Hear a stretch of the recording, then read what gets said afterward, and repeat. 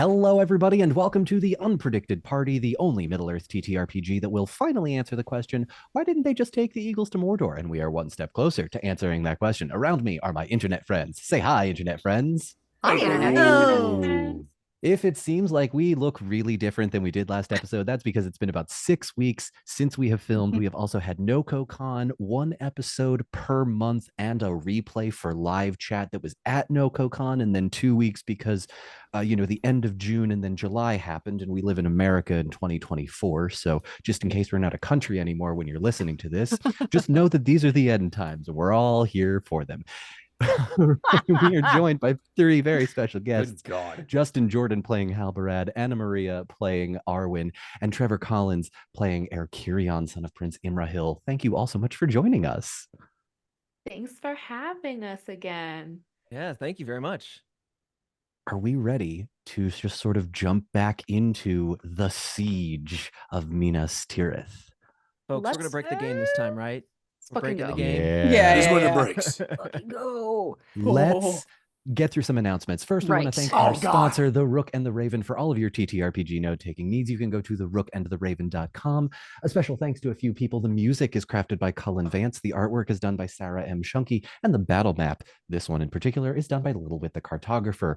Search Little Wit the Cartographer on Facebook, cullenvancecreative.com for the music, and Sarah M. Shunky on Instagram. Also, a huge shout out to any of you that came to NoCoCon. It was insanity. Players, thoughts, exclamations. Wow. I think we just need to do that all the time. It just always needs to be live. This just seems so empty now. It was one of the best things that has ever happened. Yeah, no, that's fair. High point of the year. For sure. Shout out to James and the rest of the NoCoCon team for putting on an absolutely wonderful con, hosting us. Thank you to the live chat folks that made it. If you could not make it there this year, I mean, I'd like to go back. Maybe we do another game at another con somewhere a little bit more centralized. Maybe some UK stuff. Anna Maria, we'll see what happens. Anyway, Please. Sign me up. With all of that out of the way, I'd like to thank my wife. She goes by Nat20Wife online. You can find her across all social media platforms. I did remember this time. The system we are using is the One Ring system by Free League Publishing. Special thanks to Free League Publishing. With all that out of the way and remembered, is everybody ready to get started? Yeah. Go. Let's go. Dum dum. And then I'm going to play the dramatic music, and it's going to be very much more dramatic because it's a siege episode. Yeah.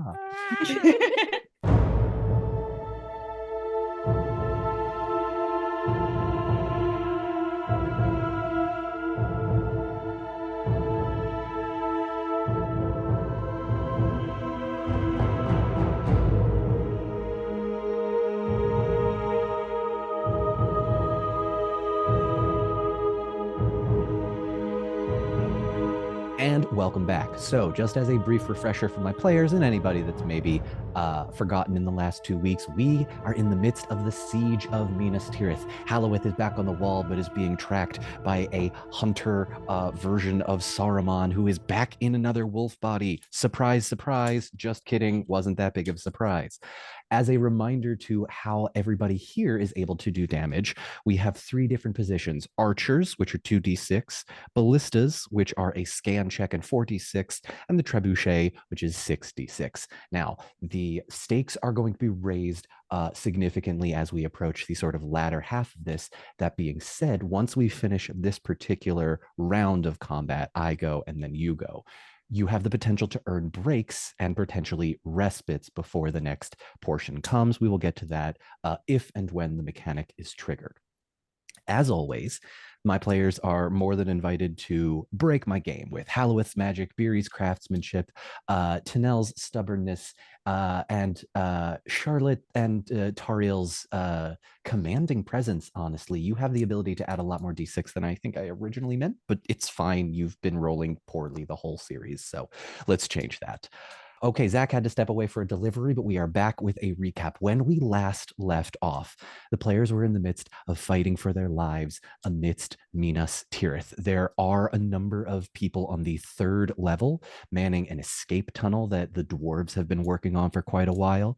We've got any number of NPCs, Eladon and Elro here. They do have a use, but it's just fighting and not roleplay. Leave me alone, live chat. And we've got any number of people who are not present with us, Grimbjorn, Haldir, and Cadiosaurus playing Eowyn. I will be rolling for those folks who may or may not want to use their special abilities at times that I deem appropriate. This may seem like a help to the players, but I'm also going to be utilized. It's like Travis trying to play Laura Bailey in that one episode of Critical Role, except I'm going to do better than Travis Willingham. Also, you're getting texts like, no, Yes, don't do that. Thank God this isn't live streamed. Otherwise, I'd just be getting texts from Katie like, use it now. Use the ability now. Go, go, go. But we had, it was a great one. We did have a couple of things before the siege proper started. Tariel tried to take heart with Charlotte. Trevor, you and Justin as Erkirion and Halbarad were successful in recruiting Singaya, which now gives you an extra ability within there. And all of you sort of have utilized your own expertise throughout this whole campaign to this moment. What's up, Charlotte? When you said Tariel tried to take heart with Charlotte, I assume you meant Tariel. Excuse me, Bilbo. Bilbo. Okay. Bilbo. Charlotte is kind of a Bilbo adjacent. Never mind. No. Anyway, no, not even remotely. I tried to spin it into something, but it was not. I was just wrong. No, it's fine. I need to take the L when I need to take the L. Anyway, Bilbo magically transforms into a redhead. We are in the midst of chaos. As Wait, how old is Bilbo at this point? This is like Grandpa and dyeing his hair. This is great. This is definitely Grandpa Bilbo for sure. I'm here for it. With Right. vibrant red hair. He's 111, right? He was 111 at his birthday party, depending on what timeline we're using, which I didn't specify. But there's a 17-year time jump between the book's birthday party and Rivendell, and there's an undisclosed amount of time in the movie. So I'm just gonna say you arrived there on October the 24th or 23rd. I don't know. It's a day. Anyway, do we want to play the game now instead? Yes. All right. Let's go. Very much so. Let's go ahead and get started. All right, I am going to first ask you all for your positions for this particular round of combat. So, archers for 2d6, you are able to hit the orcs at the gate, as well as the creatures and orcs in Pelennor Fields. Those are zones 1 and 2. The ballistas, you have to make a scan check. Tanel, you do not because of your item. And then that will be 4d6. You can attack zones 1, 2, or 3. And then you have the trebuchets, which can attack zones 2 and 3.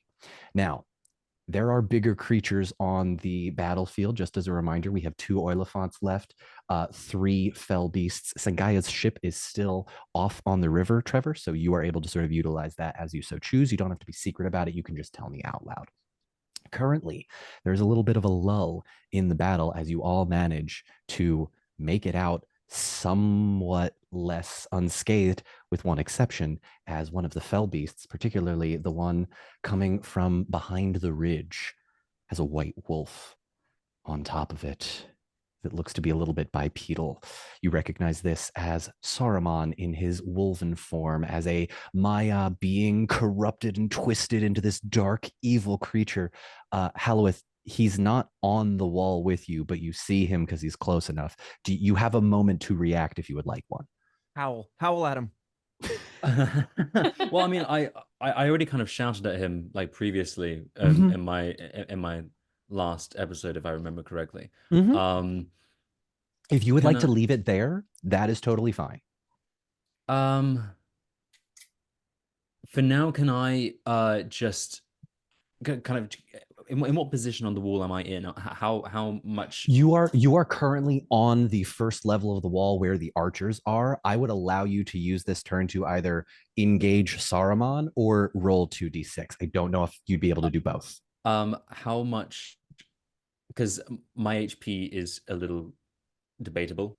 How much HP do I have currently? I believe we ended with you on 1 HP. I can double check that because between that, because I think I took some damage on the battlefield as well.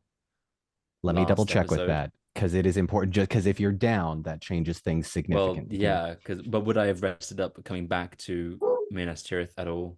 You did Like, come in back between? into the gate of Minas Tirith. I believe that was. Yeah, and would I have that was gained any decided. back from there? Because I don't know exactly how we want to do this map, From because there, we filmed the episodes no. out of order. Right. So filming them out of order?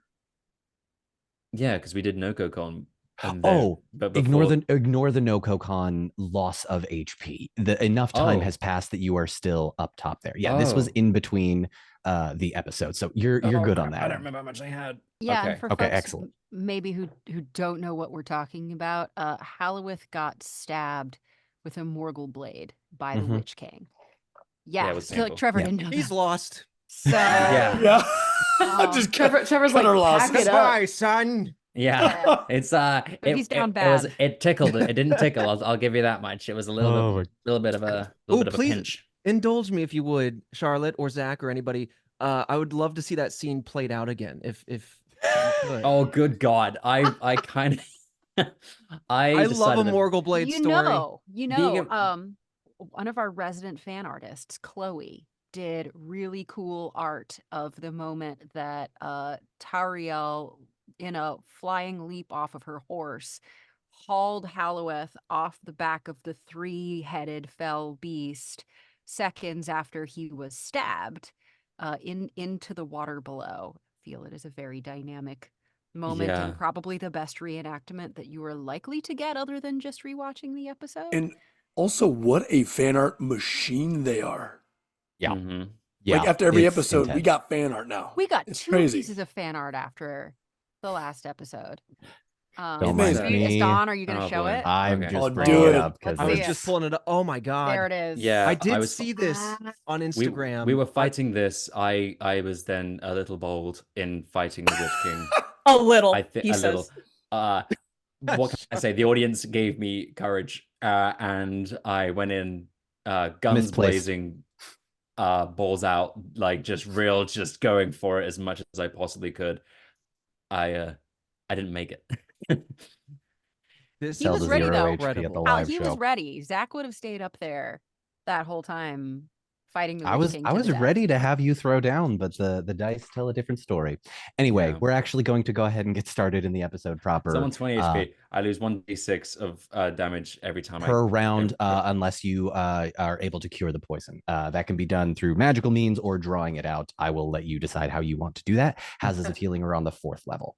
And I Um, think Arwin had like gestured towards Yes, you. Like you Arwin had come clocked down. it and Mhm. is like making a beeline to help as well. Okay, You made the successful healing check to examine the arrow, so you know that it is poison. So I Yes. will allow that to resolve at the end of this sort of round No, of fantastic. combat. If I've already given my line to Saruman, he can piss off. I don't care about him anymore. I Beautiful. need to get healed.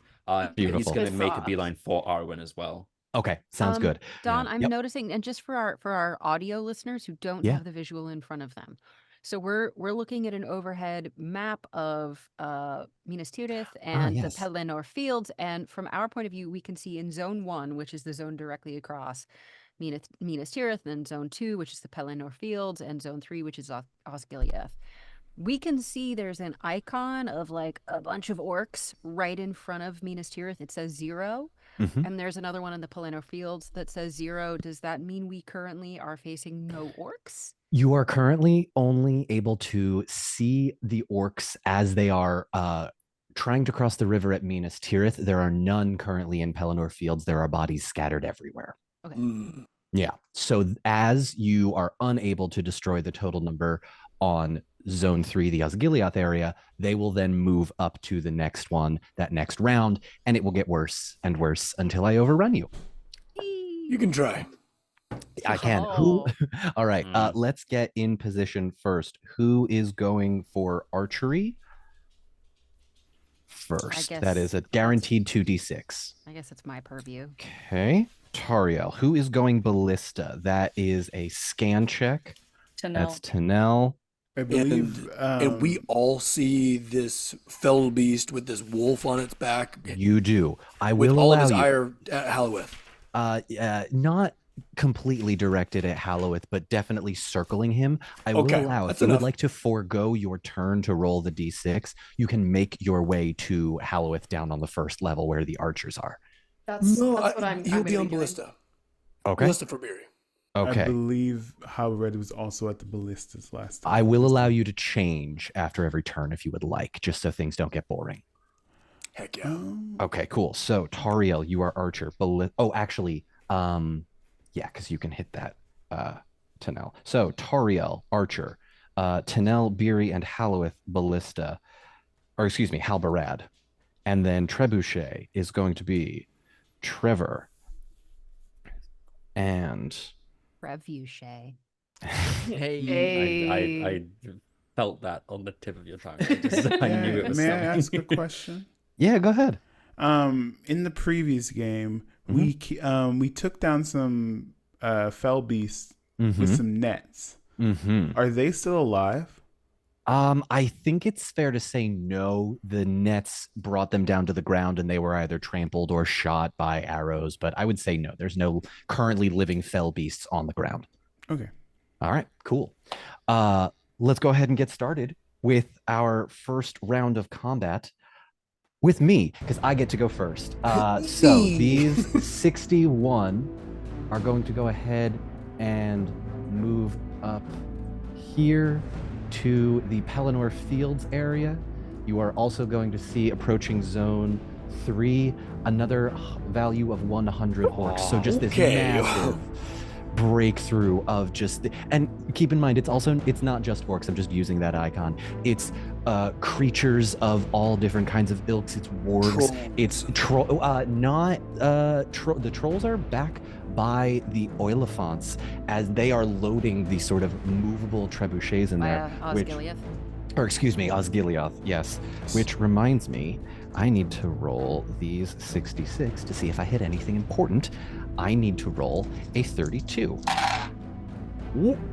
6, 12, 18, 23.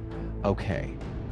The drawback of the trebuchet is that you're only able to attack zones 2 and 3, and there can only be 4 fired per turn. So not everyone is going to be on a ballista. Not everyone's going to be on a trebuchet. Okay. And done. If I can request it, give me some theater of the mind, baby. How are these orcs coming across the river? Are they using boats? Are they swimming? They're not using boats. What you see as this huge mass of orcs streams through Osgiliath and onto Pelennor Fields is not like what you see in the movies. It's not boats. It's many planks of wood and logs literally just lashed together like some sort of makeshift pontoon boat or a really long what's that word for a big piece of wood that juts out and where the boats dock? Jetty. Jetty, yes. It's like a little bit of a jetty there, but it's multiple ones across it. There's no like paddling or anything. This has been weeks and weeks of work, and the Oiliphants are just now providing the cover as the swarms go every which way. The fell beasts, the 3 that you can currently see, are circling around you. One of them has the white wolf on them. We've got no one at the gate currently, but a mound of bodies as Halloweth desperately trying to like claw his way up the gate and up the wall and make it through there to get back to safety as Arwin grabs him and attempts to do something we will find out in a moment. I didn't roll high enough for the Oiliphants to hit anything important, but I will say for dramatic purposes, Anna Maria and Zach, Halloweth and Arwin are gonna feel the ground shake as the trebuchet comes so close to wiping you both out as it takes out a portion of the wall and the archers on that wall. There's a little bit of a divot. You're going to need to jump over it if you need to continue on that wall in that direction. Tariel, you are up with your 2d6, please. So I guess there's not really anything within range for me to hit right now, are there? You can attack in zone 2 in the Pelennor Fields area. Your arrows can go far enough to hit them. Get him, Tariel. In zone 2, I see a fell beast coming at me.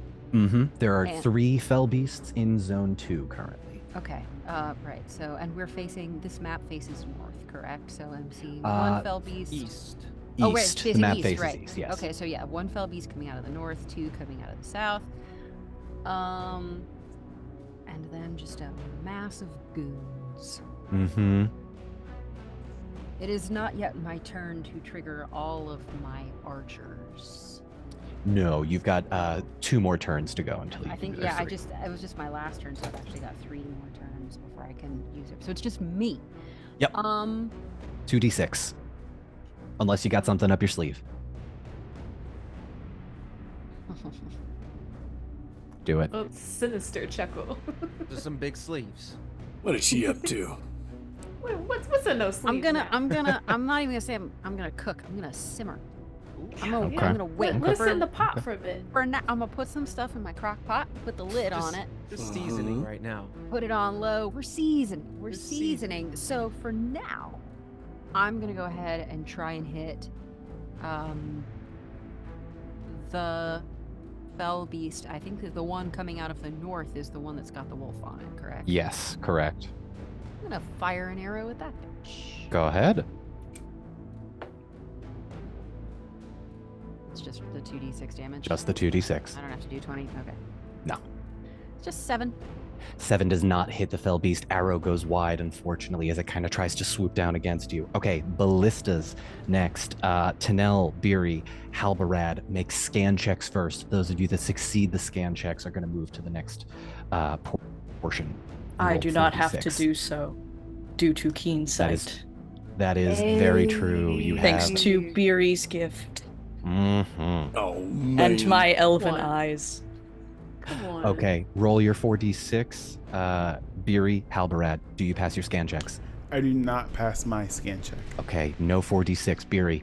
Success with the 19. Success with a 19. Tanel, Beery, roll me 4d6. Justin, Halbarad's is going to go a little bit wide. The creatures see it and clock it fast enough. It's got a little bit too much arc to it, and they're able to avoid it. Am I able to aim for just the big glob of orcs with the ballista? The 100 at the top? The 61 in zone 2. Yeah. Okay. With the ballista, for sure. Yeah. Okay, cool, because that's what I'm going to do. Fantastic. I'm going to let... I sense Beery will deal with the flying monster. I know it in my bones. She's right. She's right. Go for it. Go for it. Ooh. Wait, hold on. Math. 20 even damage. 20 even, down to 41 in value. You see one of the ballistas shoots basically through an entire line of the orcs as these enormous arrows. Just there's not like nothing you've ever seen before. This is some marvel feat of arrow technology. I don't know what there's a real name for that. Max, what did you roll? You're good. 12 points of damage with a 6. 12 points of damage with a 6. Cool. So the 6 is less important on this one, but that's okay. Got it. No. So this is going towards the fell beast. Oh, excuse me. All right. And he's gonna try and go for. He's gonna try and wing this thing. He's gonna try and bring it down. And he's also gonna say, as he's looking down the sights of this ballista, because he knows that I'm sure this thing is looking after a rematch with our pal Halloweth. Mm-hmm. Like, get your hands off him, you furry fucking hands. He's just starting to get interesting. And he's gonna take a shot and try to bring this damn fell beast down. Remind me what you rolled again. 12 points of damage. 12 points of damage. Okay, so the fell beast works a little bit differently, and unfortunately, a 12 does not hit. So it flies out. No, it was a 19 to hit. Oh, excuse me. Get it right, damn it. I'm so sorry. You are quite right. A 19 does in fact hit. I don't know if I'll allow you to wing it until you make it a called shot. I might have to reduce 1d6. But yeah, for flair, we'll say you clip one of the wings and it's kind of struggling to fly a little bit on the one side. Oh, actually, you know what? I'll have that one fall back a little bit. But that'll be the Saruman one, I assume, yeah? Oh, yeah. All right, fantastic. Trebuchets.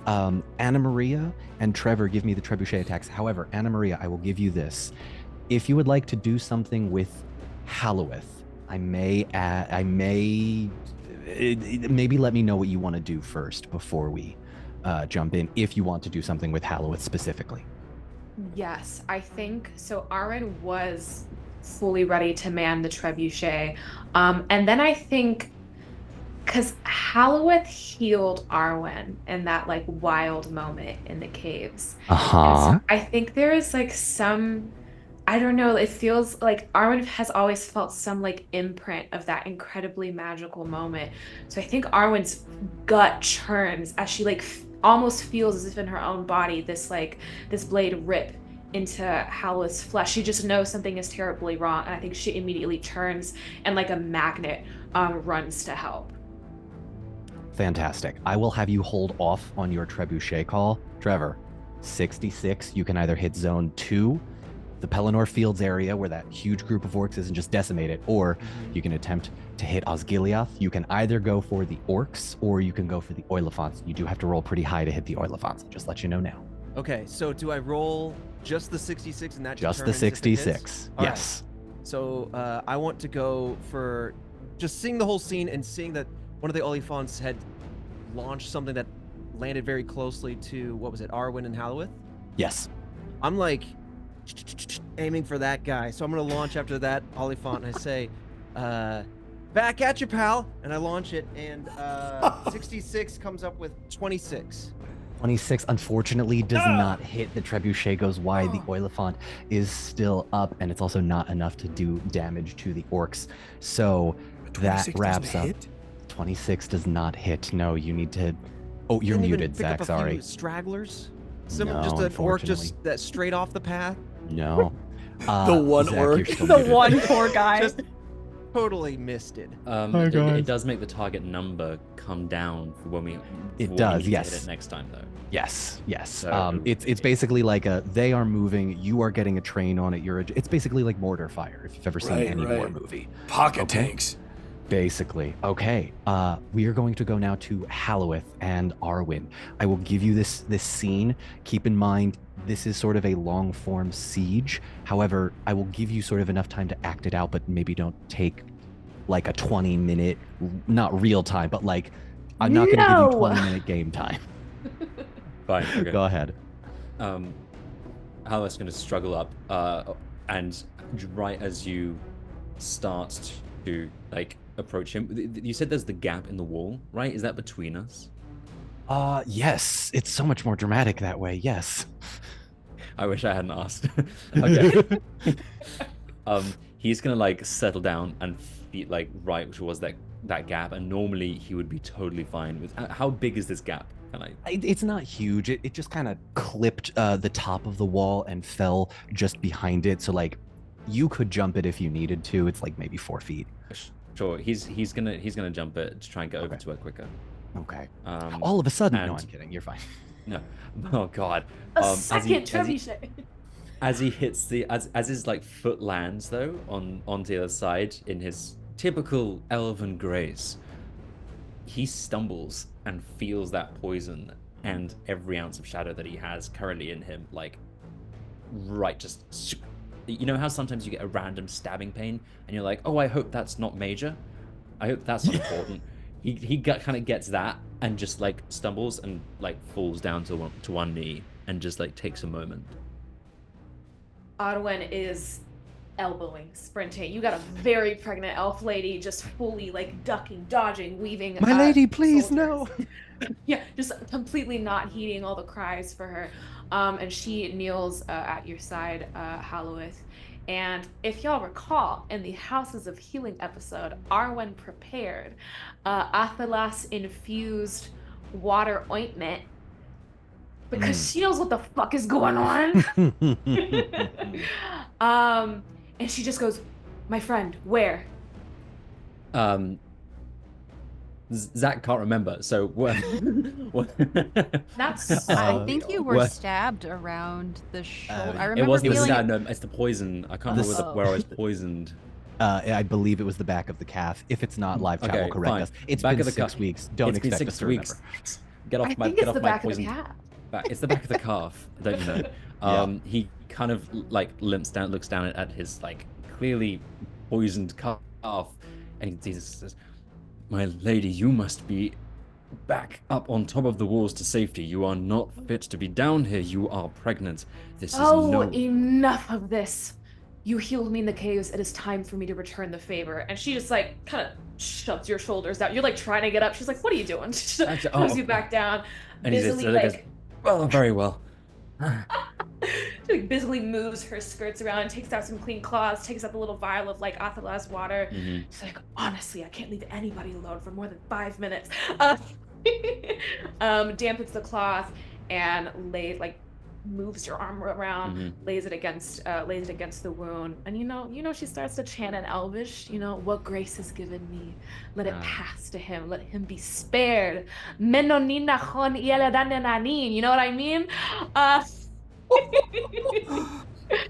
That's our show, yeah, everybody. so Thanks for coming. That's the episode. Nailed it. I'm married, but it's not that serious. like he can go. Oh God, He you guys aren't who? helping the thruple idea for the polyamorous TTRPG Lord of the Rings ending. Okay, amazing. So yeah, she tried to heal. She tried to heal make it. make me another medicine check then. Okay, Go for it.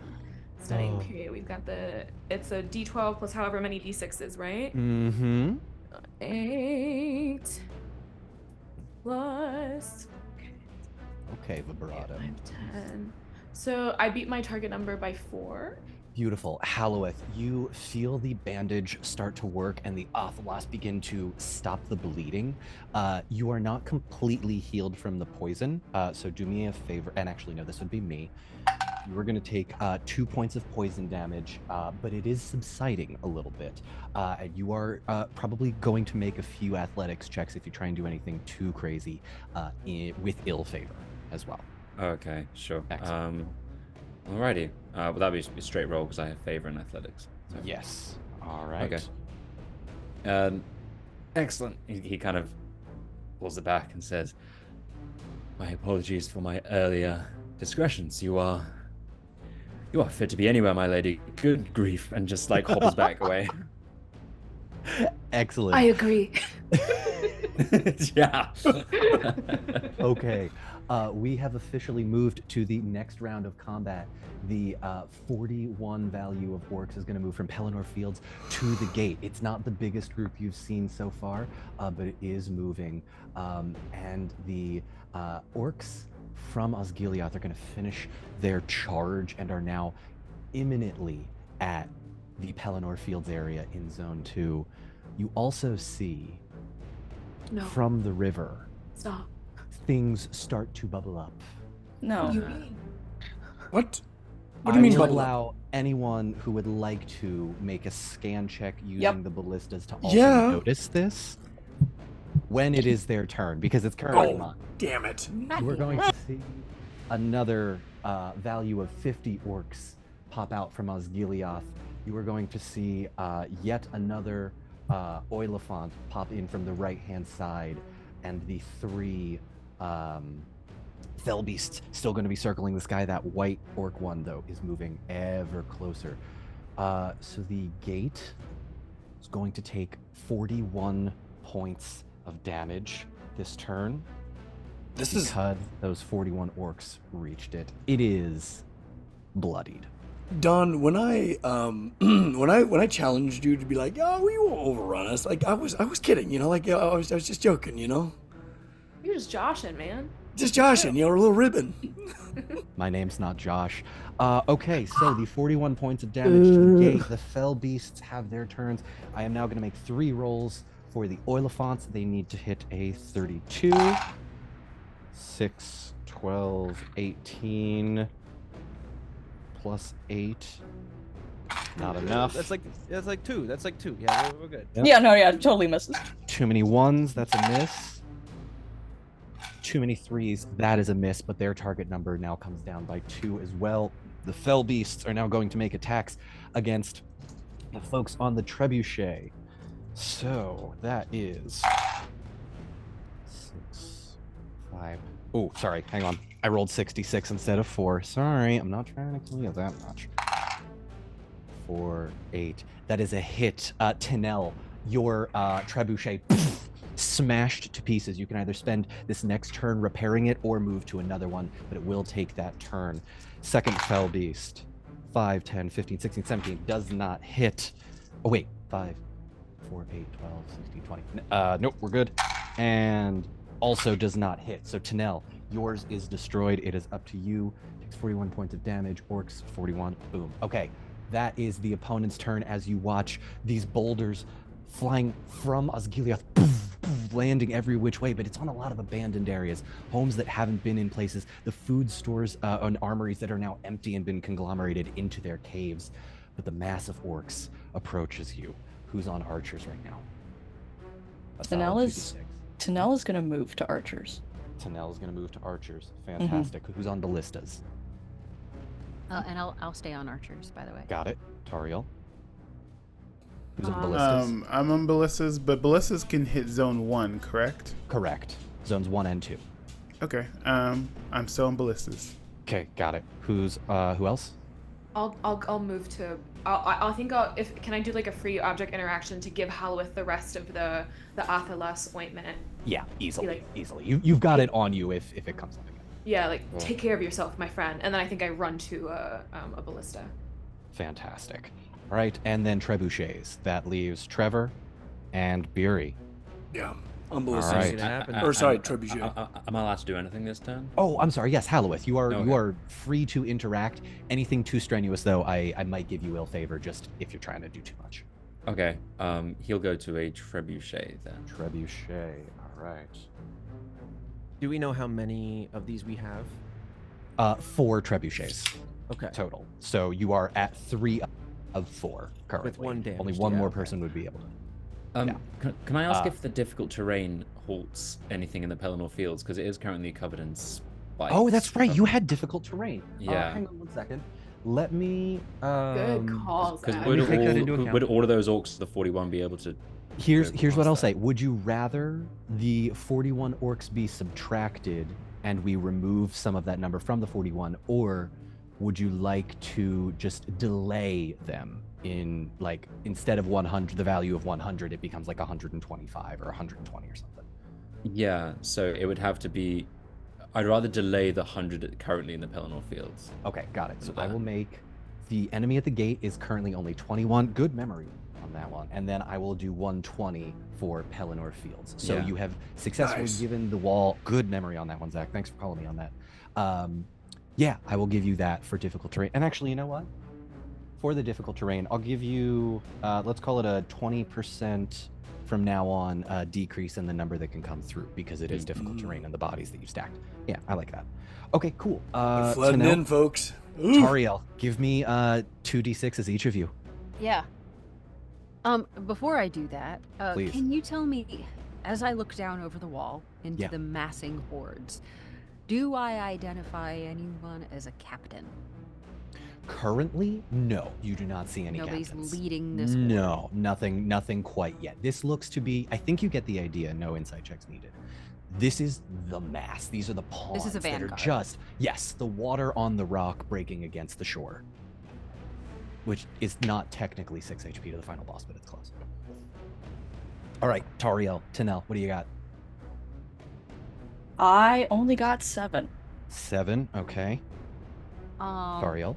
I'm going to stay my arrows. Okay. And can I look around and can I see Arwin or Tank or Grimbjorn or Haldir? Yes, I will say for the interest of not having these players here, you see Arwin, Haldir, and Grimbjorn within sort of this round of siege combat. Because it's been many hours since the siege started. You can make your way over to them for this particular turn of yours. What would you like to do? Yeah, I think as I look out over all of this, how much do I get a sense that, I mean, I can tell that this is a vanguard, this is just beginning, but can I estimate how many remain, how long we're going to be here? Like, as a commander, I am trying to figure out how to budget my forces and my time and how to call who is going to do what. Good. So we don't want to break all of our use all of our, powers right now. Exactly. I will give you this. You can either make me a scan check to see how many more forces, or an insight check to determine whether you've seen the entire strength shown, just based on what you know about combat and what you would typically do. Amazing. Thank you. These questions are Toriel. worrying. Also, I'm missing some dice. Let me go grab some. Hang on, I'll be right back. This is so good because it'll help us pace out. Yeah. Yeah, 'cause actually, if we can use Eowyn's ability right now, we could get rid of the entire 120 that's in the Pelennor Fields right now. Wow. Yeah. Oh, that's true. So this is good to know whether we should save it. That's what I'm trying to figure out, right? Yeah. So, like, is it because Eowyn, Tank, and Haldir only have their abilities once during the whole siege, not once per turn? How are we going to spread those out? Because if we don't save them until a crit... Did you roll an eye What of happened? Sauron? What happened? She rolled Charlotte, an no. I rolled an eye of Sauron. Oh! Good. Orcs, Excellent. as I don't far see as anything. the eye can see, creatures and beings of dead and misshapen proportions. Nothing makes sense here. Hey And guys, it's I just going. re-rolled and it was good. I just for Don't fun. do that to yourself. I just Why did you do that? I just wanted to make sure. Glutton for punishment. So I think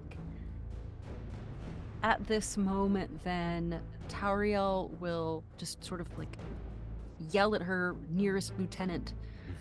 Philoreth. He's around. Philoreth to hold fast. And as she sees Eowyn, she will just go at a dead sprint to her side. Okay. Whether I don't know if she'll make it there at this turn. I think it's fair to say you can make it there this turn. I'll give you that. Are you trying to role play something, or are you trying to activate the ability? I'm not trying to activate the ability yet, but as she approaches, she will say, "My lady, we will surely be overrun very soon. How fare your shield maidens?" I think in my best Katie impression. No. My forces are, oh, hi Tanel, missed you. Behind the walls or the hills, sorry, it's very confusing. I have ADHD. We could absolutely, Don Marshall, do you mind if I do something stupid? Let's have everybody charge. Can I have the shield maidens charge, please? And then we'll cut there, and then AoE. Beautiful. That was so terrific. This is She's gonna have a great time with that. Thank you. Join us next season where I will just be on screen and everyone will just be overdubbing whatever the heck I say. Love it. Perfect. It's The the Don newest Marshall form of show. improv. Oh God, no. Okay, I will say at the end of this turn, much like fellowship points, if you are all in unanimous decision, we can use Eowyn's ability to wipe it out, but after that it will be gone. They need to circle back around towards the gate and regroup. It is going to take them many, many turns to get back, which is why I only gave you one. Also keep in mind, Arwin, you do have that thing as well, but that is a once per turn or once per thing as well. Obviously, I am in favor of her doing that. Yes. Agreed. Yeah, I agree. Cool. Tanel, give me your 2d6s, please. It was 7. I'm so 7, sorry. that's I thought, correct. yeah. Nope, you did. I forgot. So Okay. you see a fair Excellent. number of the orcs go down as you direct a number of the archers along the wall. Fire! Pew, pew, pew, pew, pew, and the arrows just dig in. And again, this mound of like creatures and orcs and these horrible things continue to pile up at the gate. Ballistas, Halbarad, Arwin, go ahead and make me scan checks, please. Before we make the scan checks, may I please use my ability? Once Yes, you every may. other round, your Dunedain can use their ranger senses to remove the need for scan checks this round. Yes, you may. Dude, Justin, yes. Hey, It's now or never. Yeah. By the way, if you're wondering, wow, this seems like a lot of Baldur's Gate 3 mechanics. I had these built before Baldur's Gate 3 came out, so shut up. wow. Mhm. Because now Arwen doesn't have to do a scan check for the ballistas, can she use that scan check to try and do what Tariel tried to see, which is gauge where the enemy's forces are at? Ooh, Or can she like try and Osan away with a bird and be like, yo, y'all see anything up there? You see up there? I think it's very clear you don't see or feel any bird stuff. I'm gonna pull a DM move. I'm gonna say no, only because it was after the fact. Had you called it beforehand, I probably would have allowed it, but let's not mince our abilities here or combine it into too much. So go ahead and both roll me 4d6s and tell me what area you're aiming for, the gate or the Pelennor Fields. I rolled a 21, and I'm aiming for the gate. Okay.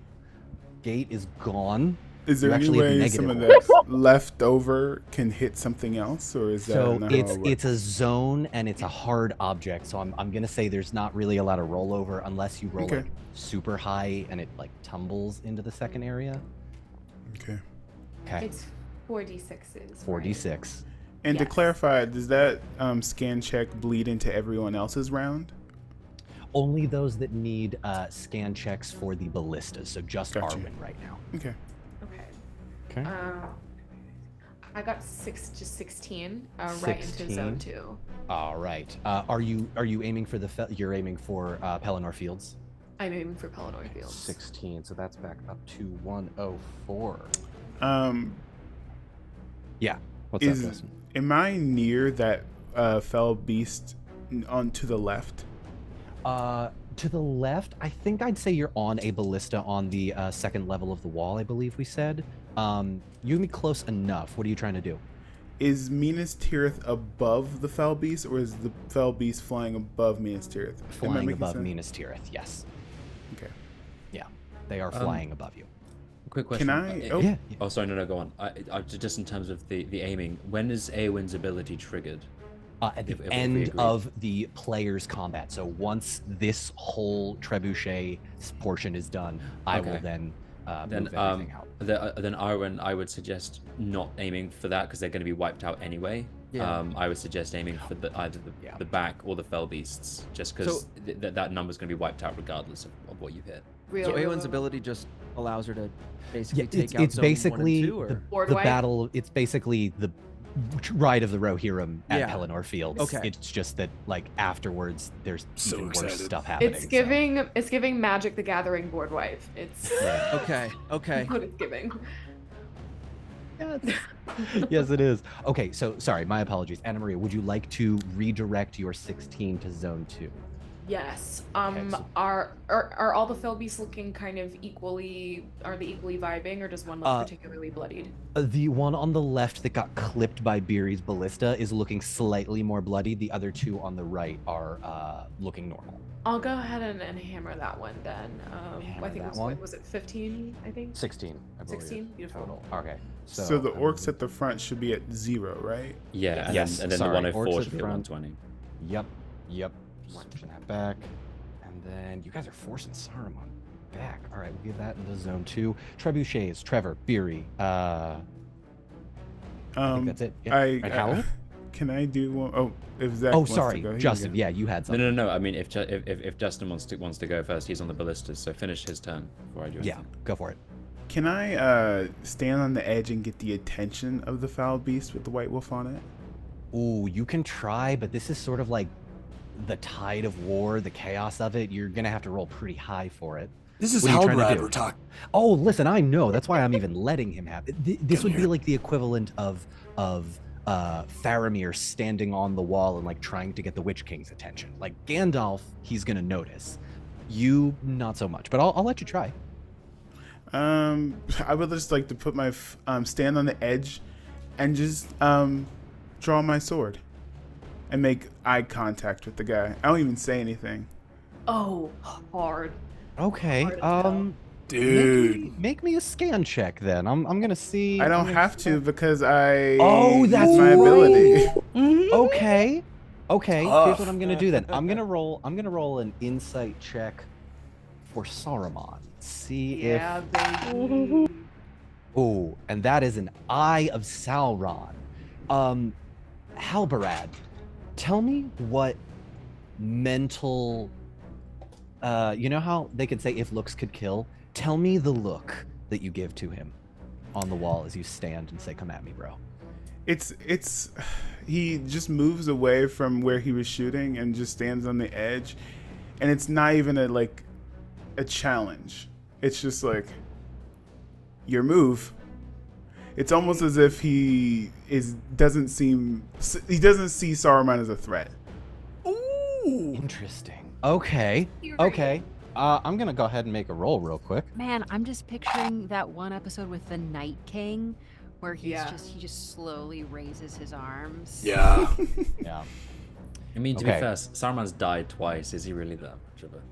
He might be I'm closer not to a going third to one. continue that. I rolled another Oh Eye my. of Sauron for my check. So, Justin, that fell beast is coming right towards you at Perfect. the beginning of this next turn. Okay, whoever's still on trebuchets, roll your d6s, 66s, please.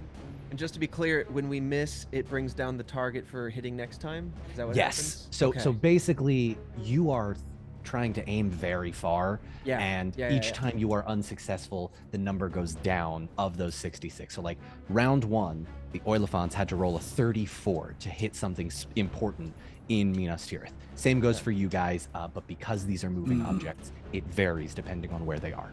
Cool. Okay. And those 120 there in zone 2 are Those are going to be wiped out. So impending I would doom. yes. Okay.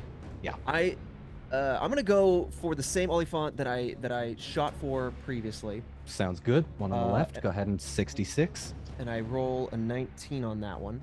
19 does not hit, unfortunately. It scoots out of the way. Okay. Who else? I did. Done. Oh, go. No, Zach, get in there, buddy. I rolled a 25.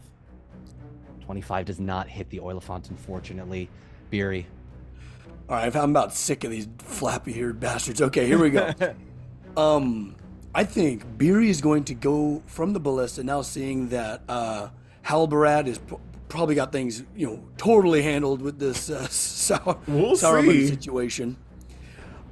He's going to rush from the ballista and haul butt to his other dwarves, where there's that cart that he brought up, right, with the cover over it, remember? And this is something I alluded to 2 sessions ago. Uh-huh. They're gonna start loading the ballista with this mystery ammunition. Are you ready?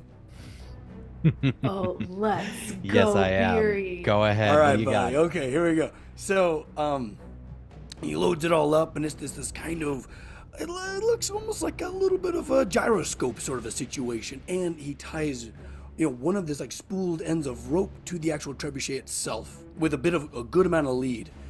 And he launches it to Zone 3, way out there in Osgiliath, where there are 3 Oiliphants and, a whole, brigade of orcs.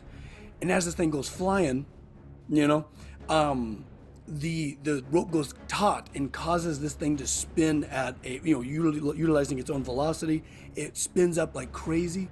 And along its outer edges are these fluted materials, right? Like, and they're all discordant in different tones. And it's just this screaming, horrifying, almost like a damn, like a Piccolo Pete.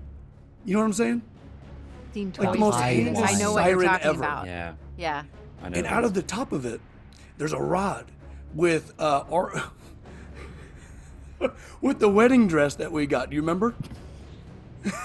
And it's up there flapping around with this horrifying screaming sound. And if all things go accordingly, Don, you make me roll whatever I need to. But I hope it lands right in the center of these Oiliphants and causes absolute pandemonium.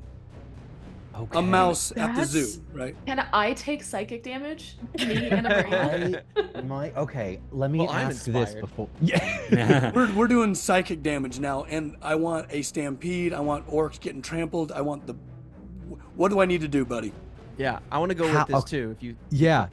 No, my totally fair. God. How loud is this, Max? I want a basis for it. This would be extraordinarily loud because it's just along the entire perimeter of pretty much a spinning top, are just these horrifying, screaming whistles, pretty much. Ooh. Okay. This feels like a saving throw for the Oiliphants. I am gonna have them. Okay, they're elephants. It's a high-pitched noise. And there's like a ghost doing like this on top of it. Oh my god. Those like floppy things outside of car dealerships. Yeah. Wacky wavy, inflatable arm waving tube man. I don't know what that is, but it makes me want to buy a used car. Just my cosplay every year if I'm wearing baggy clothes. Okay, I will say this is gonna be a saving throw. This is very clever, Max. I like this. I'm gonna make an awareness check for the Oiliphants, and they're very dumb, but it is also very loud. So And even if they just break their apparatus, Yeah. is it here's apparatuses? what I'm What's the here's plural for what I'm gonna do. I'm gonna roll an awareness check. If Okay. they fail, if they succeed, this is just going to be 1d6 off of their total number that they need to be hit this next turn. So you will have an advantage. If they fail, I will give you 2d6, but I will roll those. Cool? Okay, cool. I want Saving chaos throw over for there. awareness. Oh, it's It's elephants and mice. It's a real thing. Uh-oh. it's an Eye of Sauron. Oh, What? they're 3 in a row? screwed. I feel in a not row. alone right now. all I'm saying Wow. is I don't want to fight Don next because he's Yeah, building odds are, up. like- He's against- charging up. Statistically, Yeah, It's not okay. He's using solar beam next round. Watch out. Okay. Max, actually, I'll have you roll this. Roll me 2d6s. This is going to be, they're at 32 right now. This is going to be subtracted from that 32 for the Trebuchets next turn to hit Very the good. Oilifants. Do they panic at all? Do they stomp on Oh any yeah, pesky they're orcs? stomping. Actually, because they failed and it's an Eye of Sauron, they Grip. remove Start an shitting all over the additional place. 10 of those orcs are trampled underfoot. So it goes down from 50, a total of 50 in Osgiliath. You see some of the orcs in Osgiliath stampeded one on top of another as these Oilifants go a little crazy. That's 9 points off of their accumulated total. 9 points. With a Okay, 6. with a 6. With a 6, I'll give you a 10. So 32 minus 10. So you guys need to roll a 22 on Trebuchet's next turn. Just keep that in mind to hit one of these things because there is pandemonium and chaos. Okay. I have something, Don. Yeah, go for it. So, because of my relation with Sangaya, I have an Mhm. opportunity here. So I'm gonna roll back the clock maybe 30 seconds right Okay. after I missed the same Olifant, and Sangaya's on the boat. I'll let you do the voice because you kill it. But Oh, thank you. She's basically like, "Come on, Princeling, give me something." And then 30 seconds go by, and this whirlwind of fireworks goes through the air. That's and the signal. immediately- That's the signal. Yeah, and she sees the Olifants in chaos, and she goes, "That's what I'm looking for." And so she takes off to go after the nearest Olifant to her. Absolutely incredible. Okay, Yes. just for the mechanics of those not reading the text, once during the siege, Sangaya will take her boat and attempt to destroy one Oilifant siege catapult. Because she is within such close range, she rolls 4d6 but only needs to hit a 10. However, she opens herself up to attacks if she fails an athletics check. However, I rolled an Eye of Sauron. I'm going to honor that and say she does not need to say it. The boat is going to make its way safely through this because good timing, gentlemen. Well the done. timing. What All the right. heck? The machinations of Beery strike again. Beery and Kiri, man. This is all Beery and Kiri. All right. It's all these I'm gonna wild machinations, and I go, I can thread that needle. I can do something here. do it. You are going to watch as, hang on, you need to hit a 10. I'm going to roll in front of the camera. That's a 6 already. You only need a 4. Come on. That's a 3. You automatically succeed as Sangaya. You watch as her boat takes the chain shot and ready, steady. I'm not drunk enough for this. Fire! And the ball and chain goes swirling out, and you watch AT-AT style as this Oilifant's leg gets clipped out from under it so fast that it falls to the ground. And you know what? With that Eye of Want some Sauron, orcs? why the hell not? Let's crush another 10 orcs. Yo! You're down to 30 value in Osgiliath from your total of 50. Good stuff, everybody. And one of those Oilifants is no more. All right. We come to Arwin.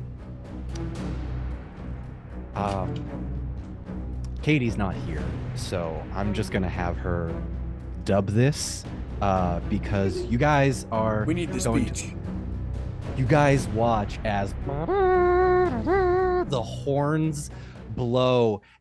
It's the Rohirrim being led by both Theodred, Eomer, as well as Glorfindel, who is, as we know from the books, very good on a horse, and borrowing a little bit of the inspiration from you, Anna Maria, with the water and the glowing elf, as this enormous column of horses and riders come up over the cliff. Make safe Save the city! And the horns cry up, and the music swells, and the thundering of hundreds and hundreds of hooves and thousands of people cheering as the shield maidens who have snuck in with the Rohirrim disguising themselves as men. Who needs the shield maiden defenses at the wall when you can be out on a horse kicking ass? Da-da-da, da-da, da-da-da-da. And Eomer's screaming and doing that thing with the shield that he throws up. It's a sword day. It's a red day. It's a spear. It's a shield. It's a,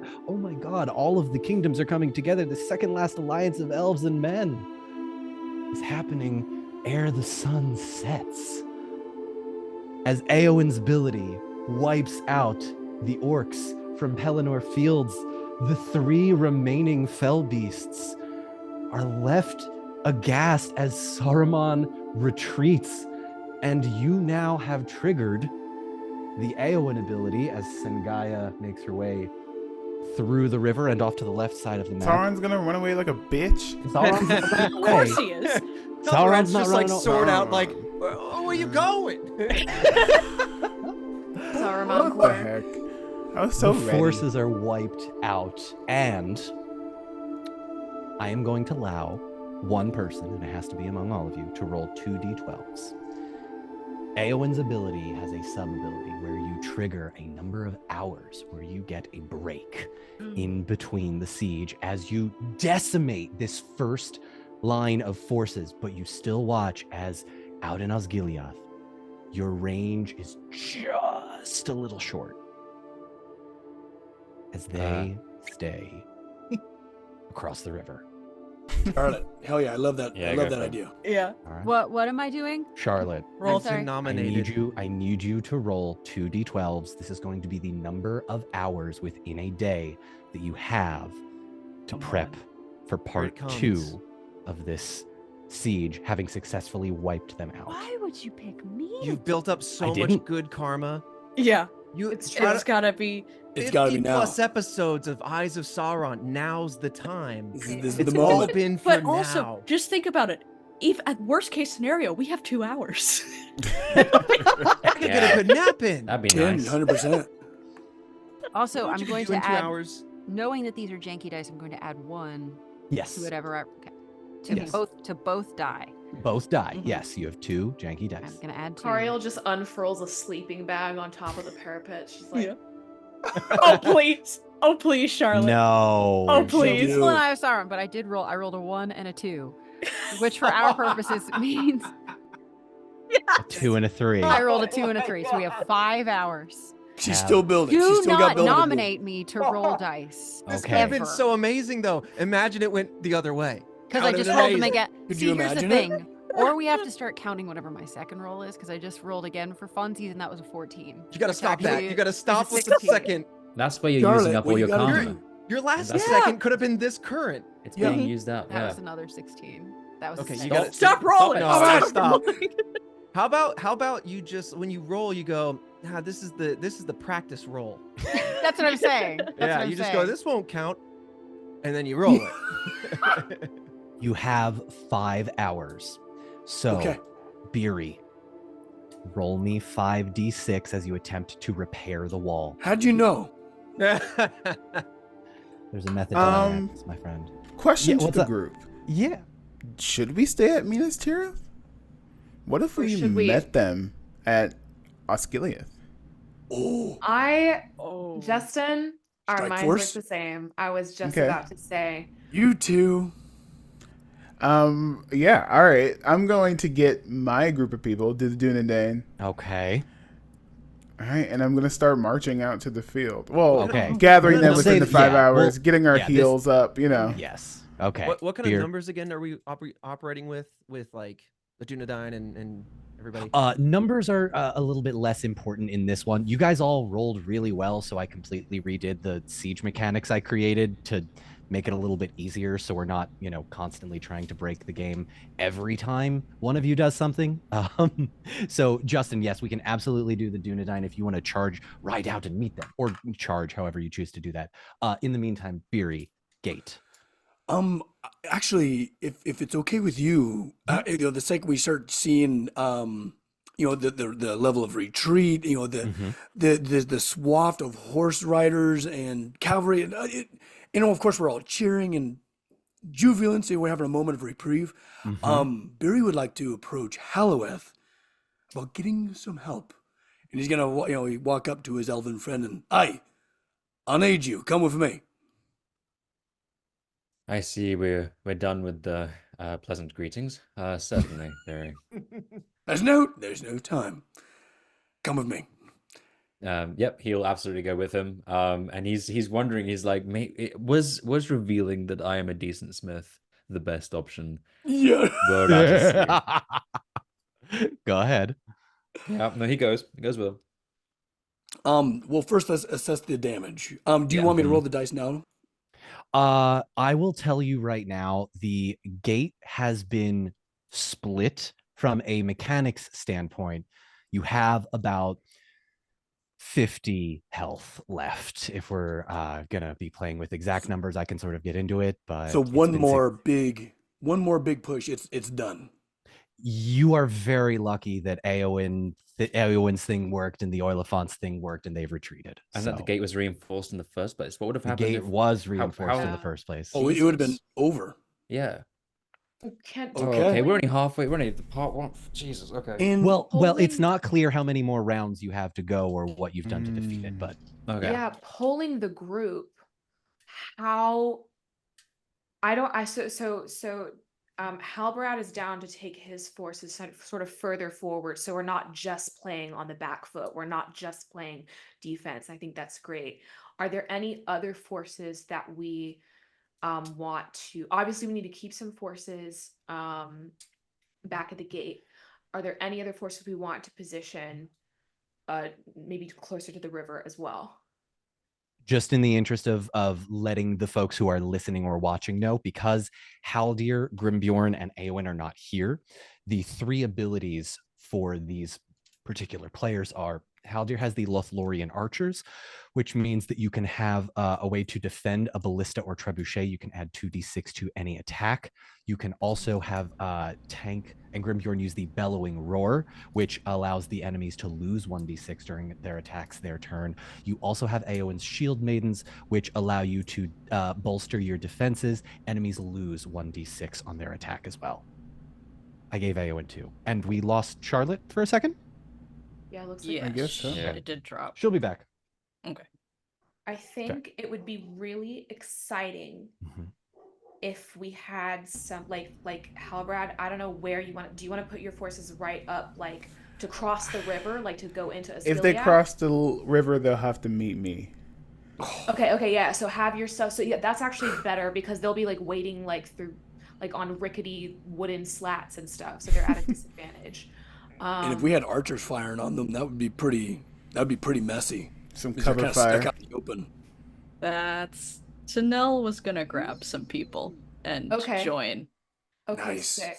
Halbrad. When we come back, the siege of Gondor becomes the rout of the Gwaihir forces. We'll be back in 5. Thank you all so Yes. much. Woo! Well this done, is amazing, gang. you guys.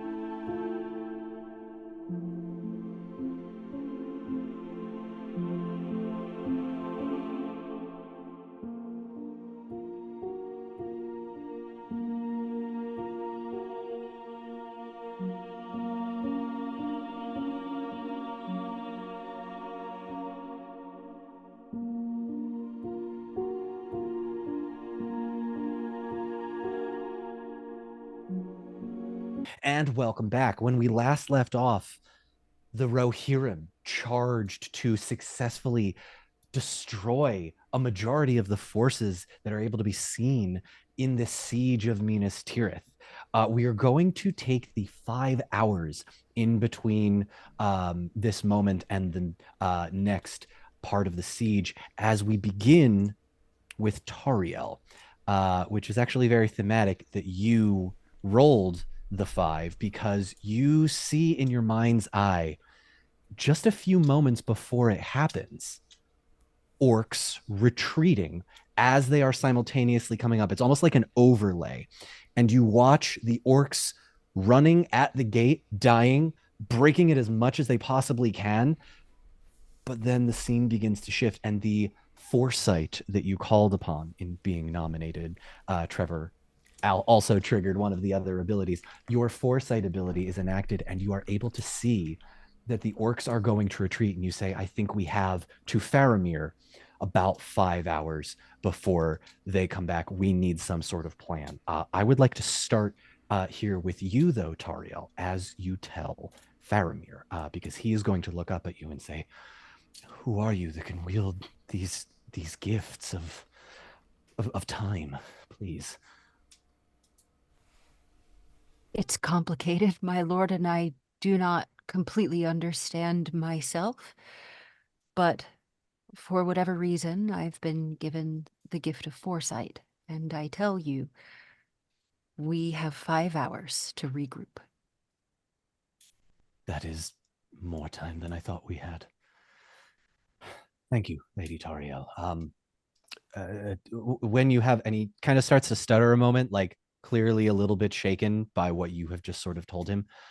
When you are able, please, if you can, bring your companions here. We must draw up battle plans. And you see he just starts like rubbing his face and his eyes, and he's just exhausted. There's nothing left in him. He's already in the chair, and as long as he has held out, this is just like, oh great, 5 hours. We've been doing this 6 months. How do I possibly?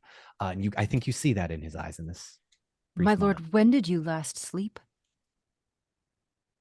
What day is it, Lady Tariel? Ah. Exactly. If you may, just bring your companions here at your earliest convenience, preferably before 5 hours. And he's very dazed. He's looking very, very dazed.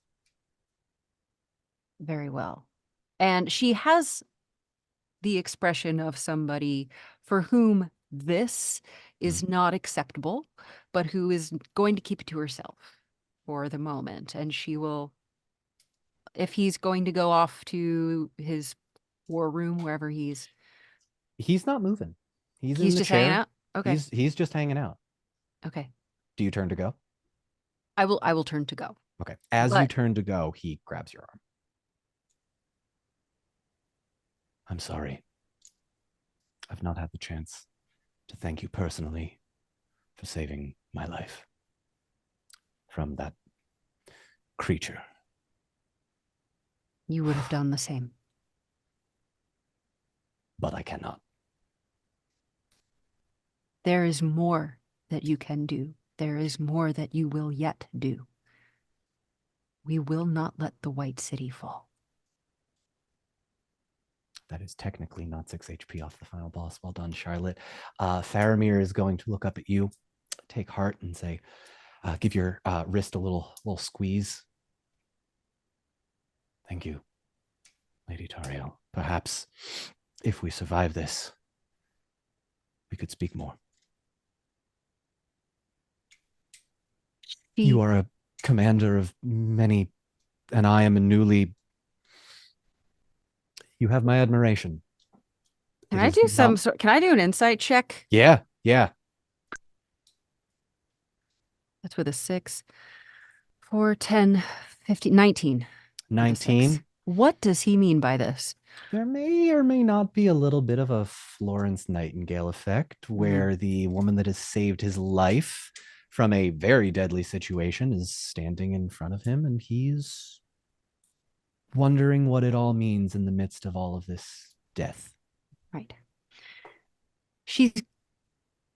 I think she will say nothing but squeeze his wrist and maybe do the thing that like healers and women do when they are comforting you and they give you just like a little rub of the thumb over his skin.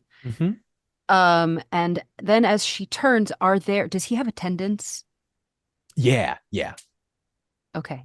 She will just turn and mutter in someone's ear, bring him a stimulant for at least tea. Keep him awake for 10 more minutes. 4, 8, 10. You see one of the attendants nod and says, we'll find something. We have very little left. We'll find something. Right. Okay. And then she will turn and go to find all of you. Amazing. As you go to find all of them, what you do not see is Faramir watching the empty space in the door as you go, looking somewhat longingly. We now cut to Beery and Halloweth, who are somewhere along the wall or the gate. Max, I I'll would let you assume set the we scene. went down to the gate to assess the damages and how we can repair it further. You wanted me to roll 5d6 at one point. 5d6s. So for every hour of work, I allow you to heal the gate 1d6. Had it been 24, you all would have rolled a bunch and it would have been power of teamwork and friendship. But I think in this instance, you can roll those 5d6 and start directing people to potentially the help dwarves shore up the are wall. here. Oh yeah, for sure. Scavenging materials. Yeah. Absolutely. Lore Master, please remind me. The doors of Gondor, they open in, correct? They do. Yes. They will. You will pull to open the gate. You will not push. Okay. All right. So as we're going over repair plans and things like that, to Halloweth, in like the very much brotherly, like playful competition, nemesis, but also just like admiration. How long were you waiting to tell me that you were useful?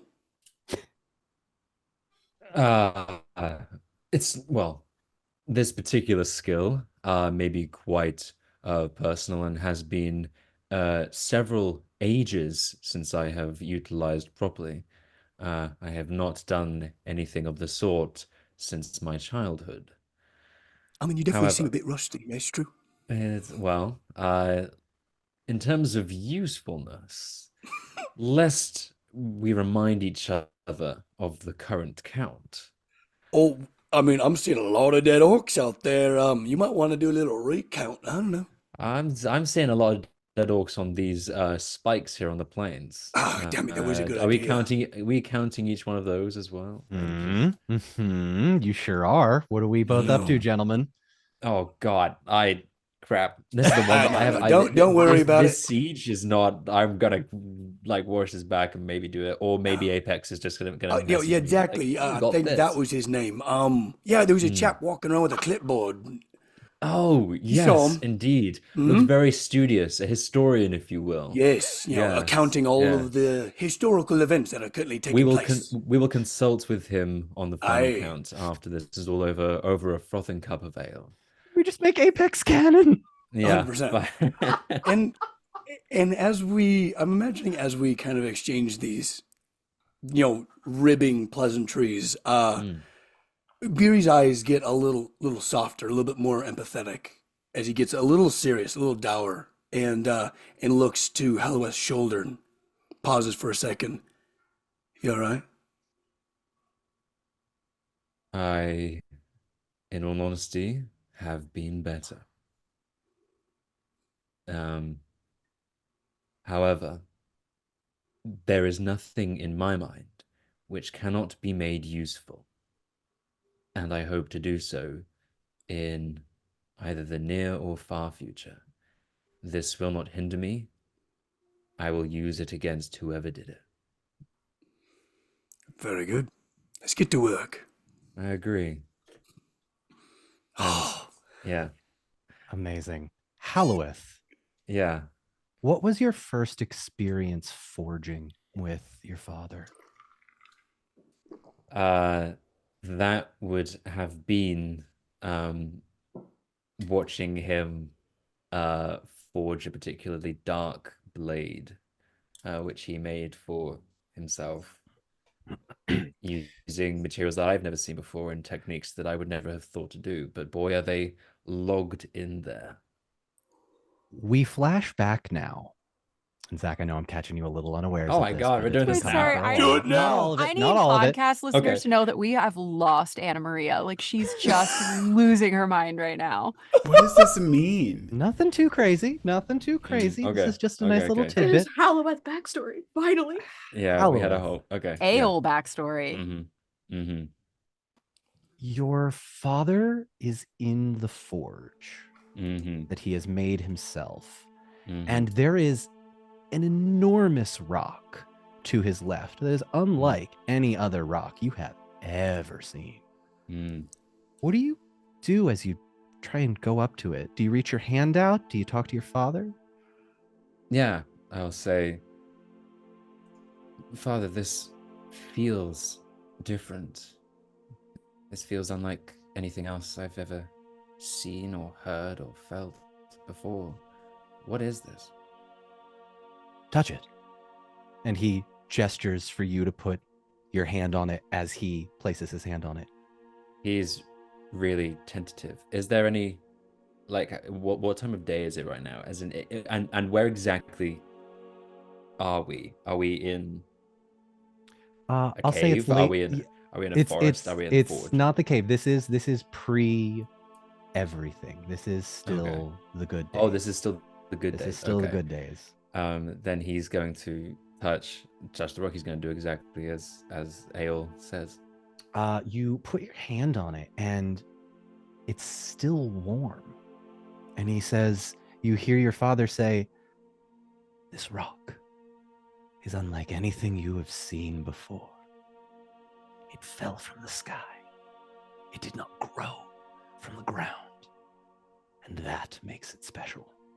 Come, let me show you the technique. And the memory fades as you listen to your father craft the very, very special meteorite sword.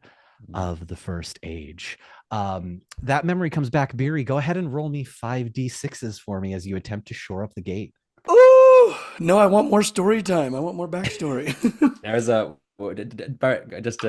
John and I had like an hour-long meeting based on my backstory. I had a plan. The plan fell through, so we had to redo the plan, and now I'm just sprinkling bits in. What do you got? Well, I got the Beery special die for this one. All right, let's see. Special thanks to Smoking Glue Guns for that one. I got 2 6s in the mix. Okay. How is while he counts that up, how is Halloweth helping here? Are you going to do one for me specifically, or? I think that was the plan, Max. Yeah, you wanted to also include Halloweth in this? Yes, 23. Okay. 23. Okay, Halloweth, I'll let you roll 1 extra d6. We'll say just in the interest of like mechanics wise, Halloweth, I'll give you that extra d6 to help, but you're all at a certain point just like going to help repair the wall or help supervise or at least look at it. So go ahead and roll me a d6. 26. Oh no, So sorry, 26 Zach. Total. Zach will roll that d6. Oh, I'm so sorry. Yeah. No, so you're 23. good. You're good. Yeah, go ahead and roll me. I mean, to be fair, you can take it. That's a great. I'll take Max's roll. That's a 5. Okay, yeah, so I'm going to take that. No, you could roll higher. You could do better than that. I'll give you both. I'll give you lower. both. I'm throwing this at you. Okay, fine. Yeah, he's gonna use. Can he use like a bunch of the fallen? So there's a bunch of orcs at this gate. Right? Yeah. There's like, and they're all. What kind of armor are they wearing? Oh, like, it's all horrible slag iron, just like the worst kind of material. Is there anything that is particularly like aside from that armor, like anything noticeable that we have felled near the gate that is close by?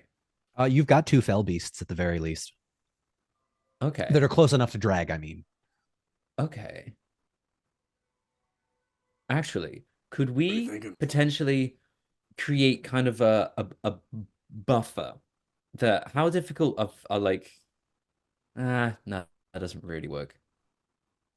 I know what you mean. You want like a moat, but of bodies going up? Not really a moat. I want to use 300? like I want to use the beasts and especially their wings as a membrane to hold and stop arrows like hitting the gate, depending on how strong these leathery wings are. Probably not. I'd say probably not that strong. Yeah. Good idea, good thought, but yeah. But okay, in which case I'm going to use the slag and all the iron to try and bolster and make it essentially an iron reinforcement. Like I love it. on Use their on the armor gate to itself. pad Yeah, our like gate. That's swords, metal. gate, just pad this wooden gate All right. full of armor and try and weld that as best as we can as smiths. Okay. I was also thinking, Zach, we could disable the gate to where it literally cannot open. They have to disassemble it. Oh yeah. You know, like I know you guys want to get out. We might need to think of a way like we can lower down some type of bridge or some type of ladder, but we can disable the gate by like pinning into the ground giant stakes. So that, Are there murder holes above the gate? There would be murder holes above the gate, yeah. Because what if you just poured molten iron through the murder holes and just instead of like trying, because you know structurally, weld it. Don't try to nail things together. Just melt it in place. Just melt it together. Well, we can repair it later. Yeah. Okay. I love that. All right. Yeah, that's good. Max, give me an estimation in 5 hours. How much do you think you'd be able to do on that? Just from a visual. Actually, so there would be a significant foundry in Gondor. That would be a pretty good foundry. I would say if we got enough people, because a lot of those huge crucibles and things like that are on some type of cart, some type of vehicle to move them. If it would take about 5 hours to get it hot enough, to get that much material hot enough, like if we melted down every shield, every crappy iron sword, everything, melted all that down into one giant crucible, we could theoretically have that on top of like the parapet and then just could the eggs pour it? That would be tough. That'd be badass. So that would be hot material for a very flammable sentient being. So I'm gonna rule I'm just saying no, but not if they're carrying like I don't know if Ents feel pain the same way, but if they're carrying a cauldron of liquid especially if metal, they're soaking wet, can they just slosh it where we want it? I'll allow that. Yeah, no, good use of the I environment like for where sure. this is going. Okay, cool. Yeah, I wanted a realistic way to like sort of do this for whenever we inevitably pay for an animated series or comic book for this. Just visually how that's gonna work. Anyway, Yeah, so that is oh, go ahead. We'll need a lot of fire and a lot of water for this. Yeah, you've got So- the river close by easily Okay. enough, and then fire. I mean, half the city is kind of burning. You can utilize the fire Okay. anywhere, really. So if this is the scene that we're gonna unfold, this is kind of, there would be a moment, like if we could have a cinematic moment of like a snapshot, you would have Ents carrying these huge crucibles of liquid metal, pouring that over, like down and over the front of the of the gates. Meanwhile, other Ents are having these huge buckets of water to quench it, and these gouts of steam, and it's locking into place, sealing everything together. Man, that's pretty Meanwhile, cool. It's a beautiful I visual. my D6 was indeed a 6. You can't really see it. Oh! Hey, I knew it, all buddy. right. Yeah. There we go. All right, so that is how much total health in these 5 hours? You rolled a 20. Max got 28. I got, and now on my 6, that makes it 34. 34. No, because Max, you rolled a I was at 23, so yeah, 29. Oh, sorry, my apologies. 23 plus 6, so you've got 29. Fantastic. So we now come to the next scene as we get this gate going. We'll say this is all sort of happening simultaneously. Oh yeah, Tanel, this will take are you hours. are you going to find Halbarad, or is Halbarad coming to find you, Justin? Oh, I'm finding Halbarad. Go. What is Halbrad doing? I think he's like looking over at the edge, and he kind of sees Lady Arwin in the crowd. He smiles and he thinks back to a moment they had together, and then like an immense amount of shame and guilt washes over him when he sees that she's pregnant. Like, as in, he's missed so much. I think Arwen sees something conflicting wash over his face. I think she just sort of reaches out to you mentally. It's like, sorry, gonna pull an actually. Halbrad doesn't have that. Halbarad is a human. He have does not powers. have access to us on But one. you can't shove that in there. I think, but then This I was think my she- question the last time. There was no. You told me no. It's sorry. Here's the thing. Galadriel can do it to humans. I don't think you're quite at that power level yet. I can scale you later when you She's reach got the power Mordor. of 3. Hold on. Trevor's roll me hiding. roll me a d12. Roll me a She's d12. doing What? No. Do it.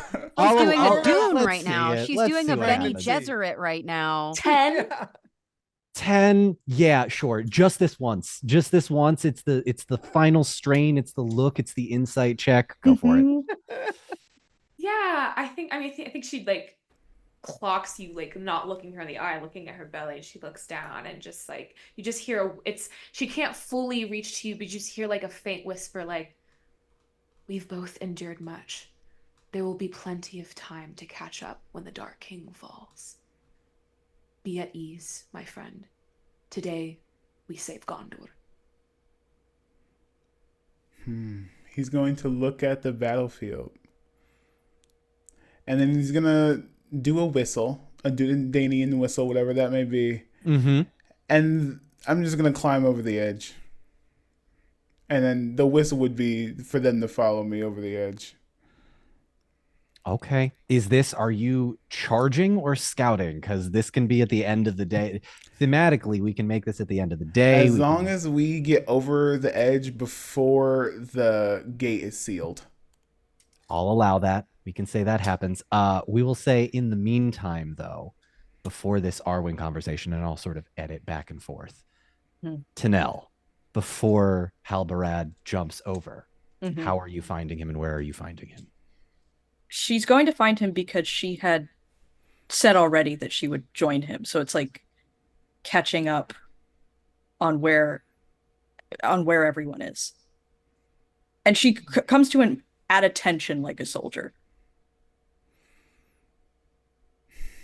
How are you faring? Halbrad's gonna He's not even going to talk to Tanel. He's going to keep climbing over the wall. What are you doing?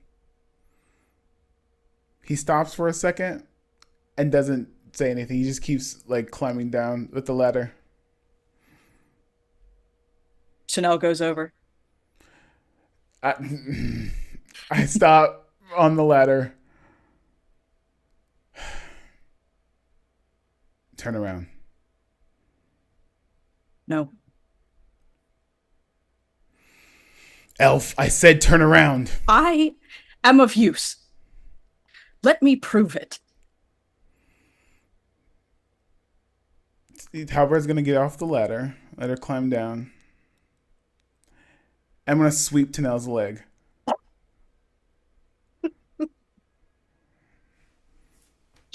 What can I do? Choose your stance if you want. Are we fighting? Is this what's happening? I'm not fighting Tanel. I'm just sweeping her leg. If Tanel wants to fight back, okay. she So can. this is going to be contested athletics check. Tanel, Halbarad, make me a roll. Okay. He's like, I'm attacking her. I'm not fighting her. I know I'm disarming her. You're sweeping the legs. That's going to be just an athletic. Did you Gandalf it? No, I didn't. But you it's very high. Sauron'd it. Oh, No, it's very high. Okay. It's very high. You got a high number? Mm-hmm. I rolled a 14. That does beat my target number. Mm-hmm, but it's contested, so... I rolled a 20. 20. Tanel, you have no problem just completely dodging out of the way. The last time he swept your feet was like episode 7 or 8. You've grown so much as a warrior since then. Whoop, hop out of the way with no problem. And she like takes a step back just to reposition herself and does that like elven, like, what the hell kind of head tilt back. Goes, still? Turn around. Why? I'm going to grab Tanel's collar and pull her close so it's like we're eye to eye. Do I have to roll for that? No. No, she'd let you do that. Okay. Look at me. And then Tanel is probably going to see just like the years of Halbared. You're old. Every old. scar, every like pore on his face, every like, what's it called? Bag under the eye. Is this who you want to be? There is something inside of me that will lead me to death. That is not you. That will never be you. You're better. You have nothing to prove. Now turn around. Please. And I let go. She doesn't move from the spot for a moment. And then just takes a respectful step back. I would like it very much if I saw you again. Please.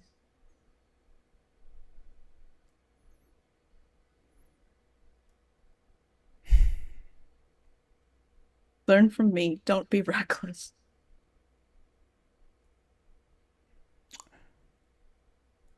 Halberd's going to go to his sword.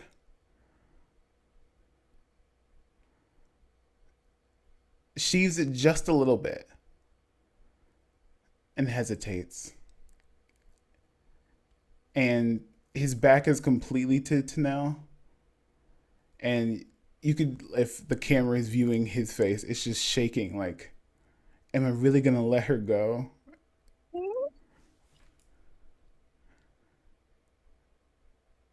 I'm just going to sheath back my sword. And I'm going to say, no. And I'm going to continue forward.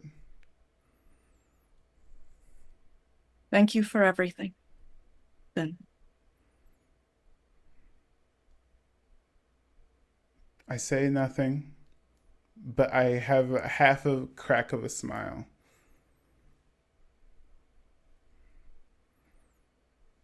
Halberad, how many Dunedain are you taking with you over the wall? All of them. Okay. Give me 1 second. Tinel, you lose 1 hope point. Yeah. What are the mechanics of that? Emotional damage. Yeah. Is this a TUP first? Is this the first time somebody's Yeah. Yeah. Getting to the end game now, folks. Things are going to be changing up. Playing so much Dragon Age recently, it's giving Grey Wardens going into the deep roads. It's giving Last Stand. It's giving. Oh my god, that was Tinel. so cinematic, you guys. Tinel goes back up the ladder and just watches. Do you want to hold that thought? What time of day is it? I will say that this is probably the siege lasted in that the end of the night. You sort of see the sun rise and the forces start to retreat a little bit. So you have the morning. Okay, so it's like a wee hours. Yeah, wee hours of the early morning. I'm gonna ride my horse. I think the sun is to my back, correct? Not if you're riding east. Well, the sunrise is in the east. If you're riding towards is in the east. Is the river not in the north? He's riding the river. No, the well, river let's is just east. say that the sun is to my back, and I'm looking at my shadow cast a shadow, like me and my horse cast a shadow. Okay. And then I see a long line of a shadow, and I turn back and I just see Tinel standing on the edge of Minas Tirith looking at me. And I'm going to move my horse to the right in the shadow. And I'm going to look back at Tinel. I just smile. And I'm going to continue on my horse. Okay. Erkirion, Sengaya comes to find you. I will allow anybody that so chooses to be within that scene with the exception of Halberad. Yes, I think Arwin? I think Arwin made a beeline for Erkirion, just be like, yo, like I think also like just earlier just sort of floated to the others, like whoever is able to also put their forces on the offensive, and that holds true for any of the other PCs that are not here. Got it. Great, but yeah, I find Erkirion. Okay, fantastic. Erkirion, you are going to at some point find Arwin, and over the cacophony of chaos, you are going to hear a voice say, and then I made them drink it after I had spit it back into the cup and they bought it. Oh, Princeling, hello. Didn't see you there. Amazing show. I greatly appreciate the tremendous assistance on the Olifants. I hope you saw. I see that you picked up the signal from the ingenious Beery. Yes, Beery and I were discussing before. He said, you'll know, and I did. It was so loud I had to plug my ears, but those Olifants, they were running like roaches. It was fun. It was beautiful. And so at this point also, I'm Erkirion's a little frazzled because he's been up on the parapets with the Trebuchet and launching and seeing everything happen, but he also knows some of the walls and fortifications have been hit, and he's seen some of the men go down, and so he's also trying to get a lay of the land. How much does he know about the gate situation being kind of fused with metal, and what's I'll say you probably have an idea of what's going on. This can be a few hours into it. And Anna Maria, yeah, go ahead with Arwin's stuff. Perfect. I also wanted to say just one thing to Sengaya because it was so much polling and convincing to go against her nature and not run. So I want to say something to the effect. I look at her and I put my hand on her shoulder and I say, doesn't honor feel so much better than running? You see, your assistance today, in just some small way so far, has held the enemies off for a mere 5 hours and has done so much to help us regroup. Your speeches are probably better left for other ears, Princeling, but you're welcome. And she kind of gives one of those, like, disgruntled things. And she goes, now where is that gorgeous friend of yours? What was his name from just a few hours ago? Tall?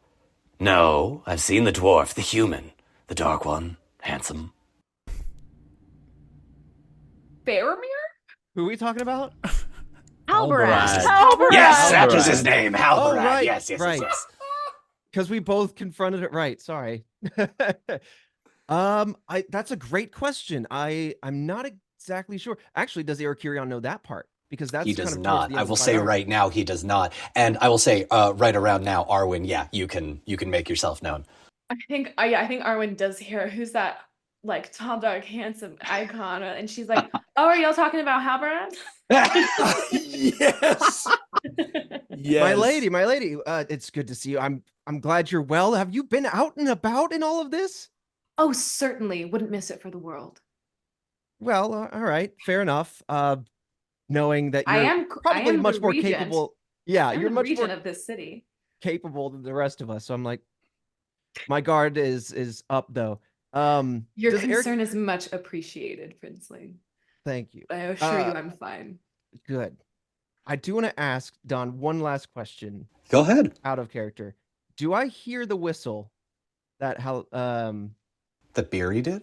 No, that Halberad did for the Dunedain. And if I did, do I know the implication? Like, do I know what that would mean? I think you could hear it, but you wouldn't know what it means. There's too much of a distance between the Dunedain and the descendants of the Gondorian nobles. I mean, he would see everyone get up and go. Yeah. Well, we're gonna put this in these conversations are happening, and then the charge is sort of, and then like there's sort of a moment to act in all of that. Okay. You had something to say then, and who's your friend? You keep bringing me them. They're like lost puppies. I forget who hasn't seen who. Sangaya, this is Lady Arwin, Queen Regent of the city. You are in... Immediately gets up in your face. Queen Regent of Gondor, you say, so you have more power than Faramir. Is that true? You have the power to grant noble lands and titles? I will have you know, my lady, I have done a great service for your city, having been long-standing enemies. No, not now, Princeling. I'm talking to the Queen Regent. You are pregnant. It's quite large. Is it twins? My congratulations. How far along are you? Who is the father? The father is the late Lord Aragorn, son of Arathorn, King of Gondor. May he rest in peace. Yes, I am so terribly sorry for your loss. And I think you will notice in this moment, she realizes she's fucked up so bad. I rest a gentle hand on her shoulder. At ease. I'm quite impressed by your machinations on the water earlier. You came in with quite significant aid at a dire moment in the battle. You may well have turned the tides of the battle in our favor. It's all in a day's work.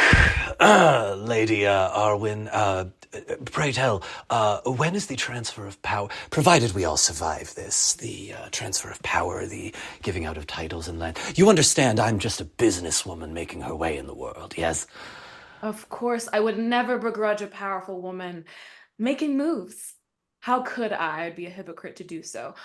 I assure you, Lady Sangaya, we can have plenty of chats once this war is over and the Dark King falls. No point in making promises I can't keep if I'm dead. Yeah? An excellent point, my lady. And you watch, uncharacteristically, Sangaya gets down on one knee, looks up at you, bows, kisses your hand. My lady, my queen, please, anything to be of service. Glad to hear it. Speaking of which, I think you may well be of service, as I may need to be boarding your ship. once we all Oh, get into position for this second wave of the battle. is there to be another one? I was not told. How are we to, My ship is very small, you see. It's, the amount of damage that, truly against such a large... Don't you worry. You don't need to do any heavy lifting. Just keep the ship where it is on the river. And only I will be the only one taking up physical space on the ship. Forgive me. Well, and my horse. my- My horse, Shadowfax, will need to physically be on the ship. But it's just us two. Worry not. And we won't stay there long. Will you be taking the ship from me and absconding alone, or, Well, no. I would never dream of taking a woman's ship. Absolutely not. No, I was going to say. Absolutely not. It'll be more of a boarding on, boarding off situation. I just need safe passage to the other side, if that is all right with you. My queen, you know I cannot guarantee safety at any point in this, I meant safety relative to me physically wading through the river myself. So honestly, I'll take a boat. Can't have you doing that now, can we? Very well. We shall form a ramp for your horse. What was his name? Shadows. Shadowfax. Why? Because he runs so swiftly, he melts right into the shadows. Oh, you'll have to show me. I am always appreciative of a good horse. You'll a pleasure see it. to make. Oh, I'm sure I will. A pleasure to make your acquaintance, my queen. And she bows deeply again. On my end as well. One last question. You mentioned the state of your ship. How are your men? How is your ship? How are the waters? How have you found the waters today? I know I had a bit of an exciting moment earlier where I might have made the waters a bit rough for you, and for that I apologize. But I trust. No, don't. Smooth You must sailing teach me. Smooth sailing for sure. You must teach me that trick, my lady, please, because the ability to control the tides is not one I was aware was physically possible. And you see her eyes start to sort of glaze over as like the awe of what she is looking at. Pregnant elf, able to control the tides. And Erkurion just keeps bringing her friend after friend of his to just completely awe-inspire her. Well, I'm glad that you noticed nothing amiss. Then looks like our business is done here. Shall we find the others? Erkurion, is all well with you?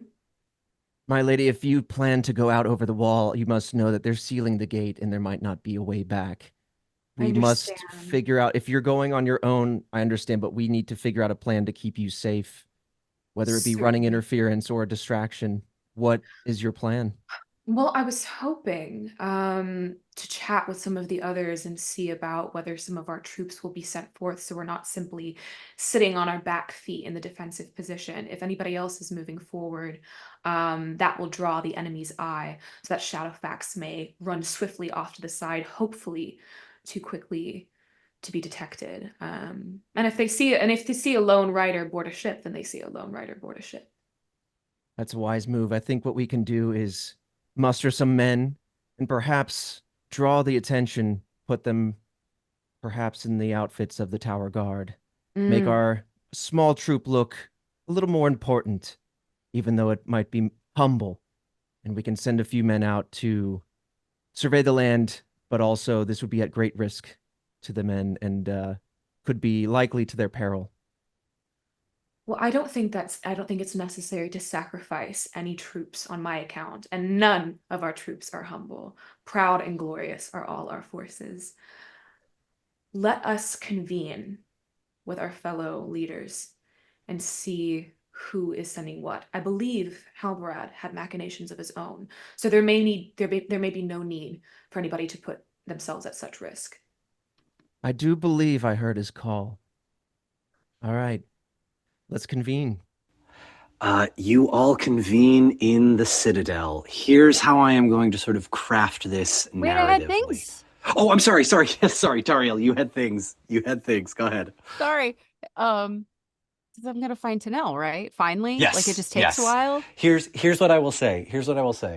I'm gonna ask Justin a question, and we'll see how thematically we want to play this. Justin, if you had heard about a convening of all of the commanders, would you have joined them, or would you have said, screw that, I am going now? I feel as though the results of the meeting would have made Halberd make that decision. Faramir goes down to the first level, starts directing everybody which way they can. Beery, Halloweth, you've got a good insight on how to best fix the wall. Tanel, you're helping out as well. Justin, you're looking out, just sort of figuring out what to do. Erkirion, Arwin, and Tariel, I think I'll say that you all are met by Faramir earlier in the day as the forces are joined up after you talk to Sangaya. And the sequence of events, just so that we're all clear, so I'm clear, I want to make sure. Battle ended, for now. Mm-hmm. Tariel is out of vision. She has shared this with Faramir. Faramir wants to rally the forces. Concurrent with that conversation, Halbarad and Tanel had their situation on the field, as did Arwen and Erkirion with Sangaya out there. Let's say that all happened within the course of like an hour, maybe half an hour? Maybe 2, but yeah. 2 hours, we'll right? Okay, yeah. So then Tariel wraps up with Faramir, stay here, take care of him, stay awake, running through the city, trying to find people, and perhaps the first people, she sees Beery, she sees Halloweth, they're busy, moves on. The next people she sees are Arwen and Erkirion walking in through the gate. She does not at this point know what has befallen Halbarad and Tanel. Okay. So sounds good. Then she will say, my lady Arwen, the Lord Faramir wishes to meet, but I think it would be perhaps better if he could rest. I do not know when last he slept. Even an hour or so, I think would benefit us all. Is there anything that you can do?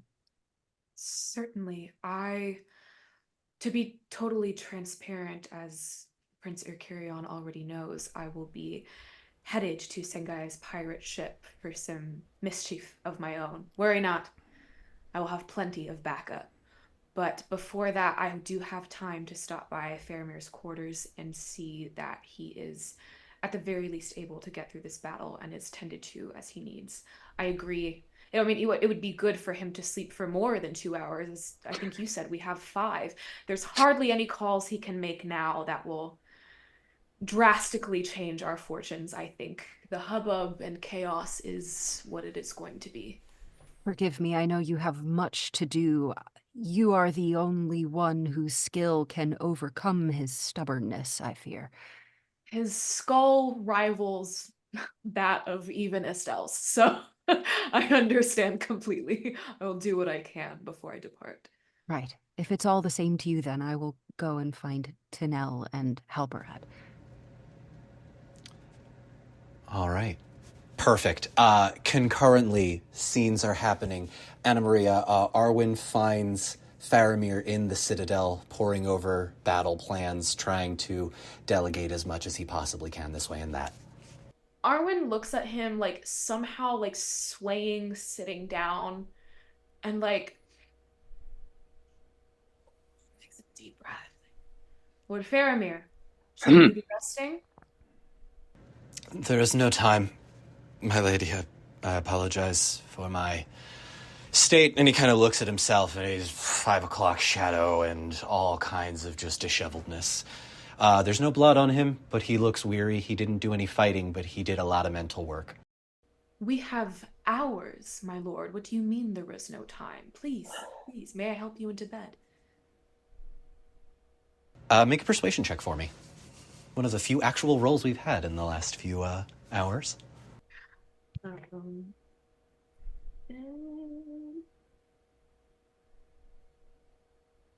I beat my target number by 4. By 4, he's going to look up at you and say, I need only 30 more minutes, my lady, and then my Queen Regent. I need only 30 more minutes, and I shall retire to my chamber. Lord Faramir, you will go to bed now, and you will sleep for 4 hours minimum, or I will knock you out myself and ensure that you are not present for the rest of the battle. You are of no use to Gondor, while you can barely form a coherent sentence. You are an extraordinary leader. You're an extraordinary man. You are an honor to your line and to your city. Go to bed. And that is an order from your queen.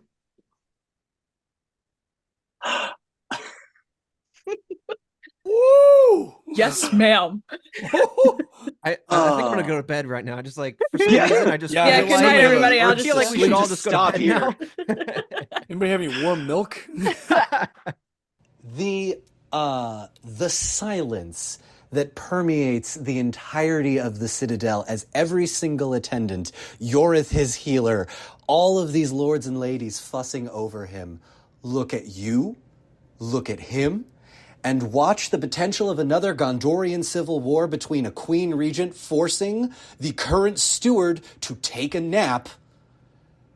But he acquiesces, nods, and says, "Very well, I shall recover my strength," which is another 6 HP of the final boss. Damn it! That one isn't even intentional. And Faramir retires to his chamber.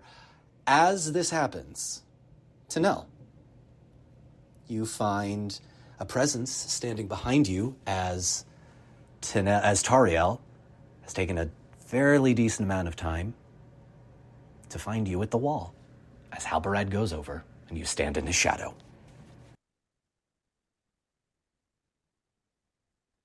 Tariel will, I assume she finds you just standing, looking out over the fields. Right. Just tear streaks through the dirt and grime on her face.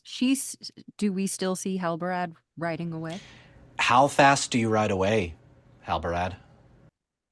I have time. I'm going to mosey, you know? There's no All right. rush. Okay. Yeah. But is he actively like riding away, or is he still massing his forces? I believe they're amassed and they're all walking to the place that they're not walking, but riding.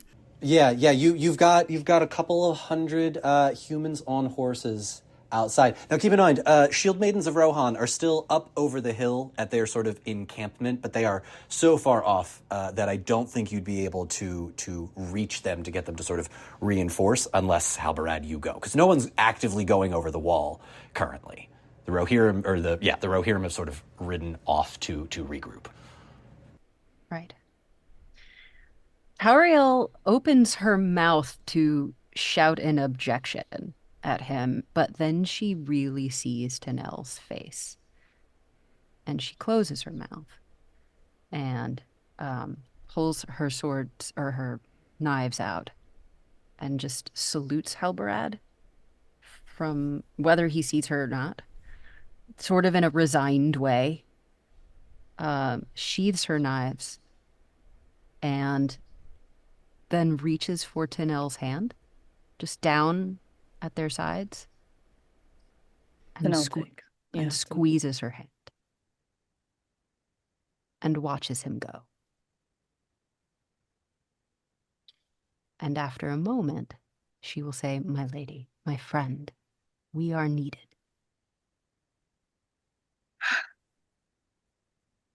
Yes. Take me to where we need to go. And maybe just gently in the small of your back, we'll just sort of guide you away from the wall. Okay. I'll be right back. I forgot my dice. When we come back, Justin, have your dice ready. Oh shit. Oh god. I'm fully expecting to die tonight. Oh yeah, that's what you Goonies think never Tanel's say crying. die. Yeah, I think it's the end. I think it is. No, Justin. The Duna I mean, dead. you all saw me ride out there. As long as Tanel's not going, we're good. Oh man. Oh my god. Oh my god. Increase the tension a bit more. I forgot the D12. Oh god. No. Oh my god. It is. It is. I mean, it is. What could possibly go wrong? What could possibly go wrong? We can't fail. We need the Avengers now. We need somebody who can call down lightning or some shit. This is so dire. Well, all the wizards fucking abandoned us, so Right. we don't have that. They're sitting around fucking up. Yeah. Brennan, we have given up on all the wizards. Hey, Everyone. Saruman We've keeps had coming to. back. Yeah. Saruman's the utterly only one useless. that's been. Saruman's the only useful wizard. Yeah, I have plans. I have plans for Saruman round 3. Oh hell I yeah! have plans. Excellent. Rematch. I Are have you plans. wearing his? Do you think Saruman's gonna get past me? All right, okay, we'll see. Are you wearing his like wolf cape as you can? Oh yeah, I forgot that I had his wolf. Oh, You were yeah. wearing I him when I met you last time. Oh yeah. That's absolutely right. I completely forgot about that. He's gonna go and put that on. Well, it's at the Tanners. We were all gonna design like an element to Not our a fucking clothing. fashion line. Yeah. Yeah, you know what? He's gonna go and he's gonna in the interim, like in that 5 hours, he's gonna build like Helpberry, and then he's gonna go and like dramatically like put on this wolf pelt, ready for round 3. Where'd if that it damn happens. elf go? You guys ready? Just Yeah. Halloweth walking up to Saruman with the pelt on, just being like, "Bitch, I'm inside you." Like, Am I under your skin? No, I could really use a pair of boots right now. Shirt, cloak, and everything. Boots with the fur. oh, Hey. this wouldn't this technically qualify as like your Sara mantle? Oh, nice. That's our show again, everyone. Thanks for coming. No, here's what we're gonna do. Tinel, you're going to roll a d12. Justin, as Halberad, you are also going to roll a d12. Ooh, what is this for? Hidden mechanics that you have triggered within my Siege episode. Oh God. Good. Oh gosh. Ooh.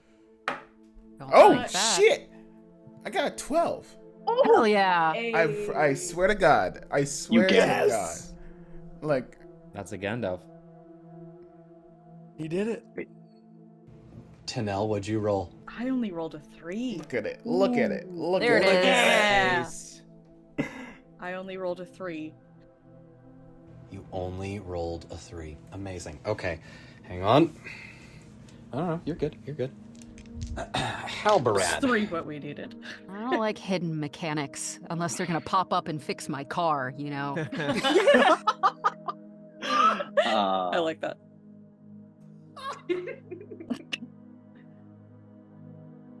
You rolled a Gandalf on that first roll, beating Tinel handily by, if we double the score, 21. I would like you to describe how the Dunedain blow past this first wave of orcs that have now crossed the river with a number of creatures to attempt to try and stop you, but you ride them down as they meet you like halfway through Pelennor Fields. Okay. So the first volley of arrows, kind of like Goes over your head or wide. They misjudge the distance. You rolled that Gandalf. They're not hitting you. Halberd would like to chuckle to himself, and then draw his weapons, and then everyone else draws their weapon as well. I look back at the gate and I tell my men,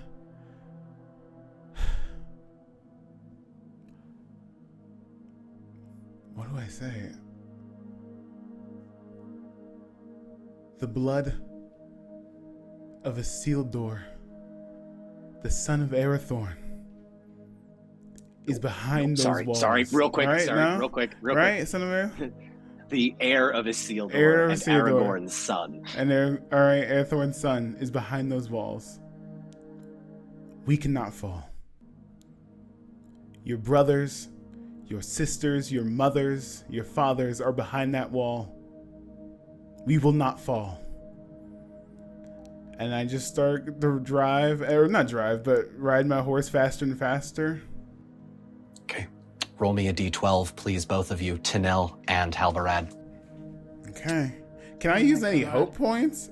No. According to my notes, I have 7 fellowship points. You could if this was a mechanic that had hope points built into it. So I roll? Roll another d12. Tinel, Oh, shit. did you roll another one? I rolled an 11. Oh my Okay. Whoa. Tinel, Good, because I rolled a 5. A 5. Fucking bitch, y'all. Where'd it go? Where'd it go? Where'd it go? Woo! Woo! I There's caught it. an I 11. caught it. I saw it. We got There it. we go. Okay. Okay. All right. We're All still right. alive, baby. Still alive. Tanel, you lose 1 hope point as you see some of the Dunedain fall to the arrows of a number of these creatures, these orcs that are firing them from the city. I would like you now to roll another d12, both of you. Okay. Okay. Oh no, that doesn't look like a good face. Does not look like a good It's face. just a very normal roll of an 8. I promise you, I a 12. I swear to God, this is This is why Don rolled all those eyes and I stars. swear. What the fuck? What the fuck? Don, you invited us to break your game. Yeah. This look. I'm not lying. So Charlotte wasn't catches an arrow charging out up. of the air. Don was Twice charging it. them up. Don, I have a question. Because Halbarad is rolling just Gandalfs on Gandalfs, and so I assume is just crushing it. Arwen's plan was already gonna be to like use his stuff as cover to like just use Shadowfax full blur just to get to the pirate ship. She's not gonna do anything crazy, just a lone rider going really, really fast, undercover. Can all these Gandalfs help in that endeavor to just get to the pirate ship? They absolutely can. Please describe what you would like to do, Halbrad. Tanel, we will come to you in a moment. Anna Maria, you have the floor. Okay, so Arwen has sort of she's restocked on some like Athelas ointment. She's done the little rounds. I think she says hi to Halloweth and Beery on the walls and lets them know that she's gonna be going. So I'm like, Beery, I don't know if you can have like a secret way back in, but I'm because I'm out. I don't know if we can arrange that. Bye. Leave a tiny little pinhole in the Arwen door. You know what? With all of these Gandalfs that Justin is rolling, I'll just say the escape route is, I think, complete within this siege. The dwarves were working on it on the 3rd level. We'll say that you can exit that way with Shadowfax, no problem. Sweet. Yeah, I think so. I think she just goes up to Shadowfax. She's like, my friend, we ride once more. Shadowfax, show us a never before seen meaning of haste. And just fun. And I think it's still like evening, right? Like it's or like nighttime. This is right where he shines. This is right where he can't be seen. And she rides Shadowfax faster than anyone has ever ridden any horse ever, to get to the pirate ship undetected. And as she just blurs past Halbrad and his forces, looks over and sends a silent prayer up to Erendil to shine over Halbrad and protect him. Make me either a stealth check if you were trying to go undetected, or an athletics check if you would not mind being seen. I feel that just based on the timing, it might actually be closer to midnight. I sort of like the idea of Shadowfax running under the moon. I mean, I can see I'm down with I that. can see it. I can. Also got like done. I got like a A little 26. bit of ad after this. Oh, okay. You got a what, Anna Maria? Like a 26, which A beats yeah, beats yeah, my target number easily, by like double. easily. Beery, what do you got? Are you right now? Oh my gosh! Well, If you want to add some flavor to this, go ahead. No. It's more of a little bit of a thing. Anna Maria, you get in there. I'm done. I get to the pirate ship, sort of nod to Sangaya, and just sort of hunker down, and we stay in that like upper left corner at the river, and she and Arwen will just wait. Okay. I think Sangaya is going to, at this very moment, say, "What's the plan, my queen?" The plan is, obviously, don't expend any more of your men than you want to. I would say, if there's a way to make the ship look very intimidating so that these orcs are a little hesitant to cross over to this side of the battlefield, we don't want to give them a lot of places to run. Just look scary. Can you do that, Pirate Queen?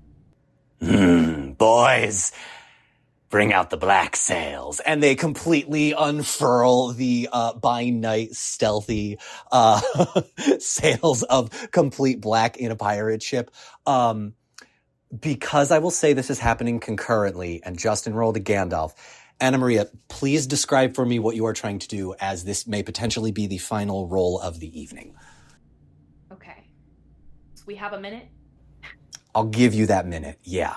And then Beery, if you would like to add to this because it encourages this sort of behavior, I'll let you cook. There's Go okay. ahead. Yeah, I can edit give me this a layup differently, for but sure. Okay. Go ahead.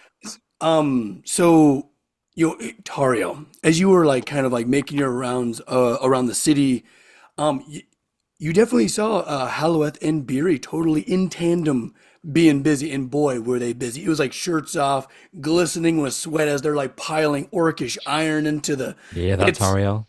Oh God, not again. You know what? heavy. You know what? It's real heavy. Yeah. Okay, listen, it's all I part lose of a it. hope point. Okay. But in all seriousness, war is also fought in the mind, right? And if I remember correctly, the Gondorian doors are like that greenish tarnished bronze. Am I right? Yeah, it's the metal, big metal doors. Yeah, with the statues inlaid on them. Yeah. Before we seal this thing up, I remember there was mention of flammable oil, burning oil. Mm-hmm. Beery's going to implement with the Ents, get just not burning obviously, but get oil and start painting swathing a portion of the doors in oil under his instructions. A little bit there, a little bit there. Oh, wait, no, you missed a spot. Yeah, that one right there. That kind of thing. And then when we finally do the final pour of the molten orcish iron. In casting, there's something called a release, where some metals stick and some won't, right? And it'll run away from where this oil is. And as like the final quench of water is doused on this glowing red hot just wall of their enemies' shields and swords encased on this door, through the steam, the hot oil erupts from just the ambient heat. And in negative space on this, sealed door is the white tree of Gondor, the sigil. Charlotte knew it was coming. Oh, yes, that.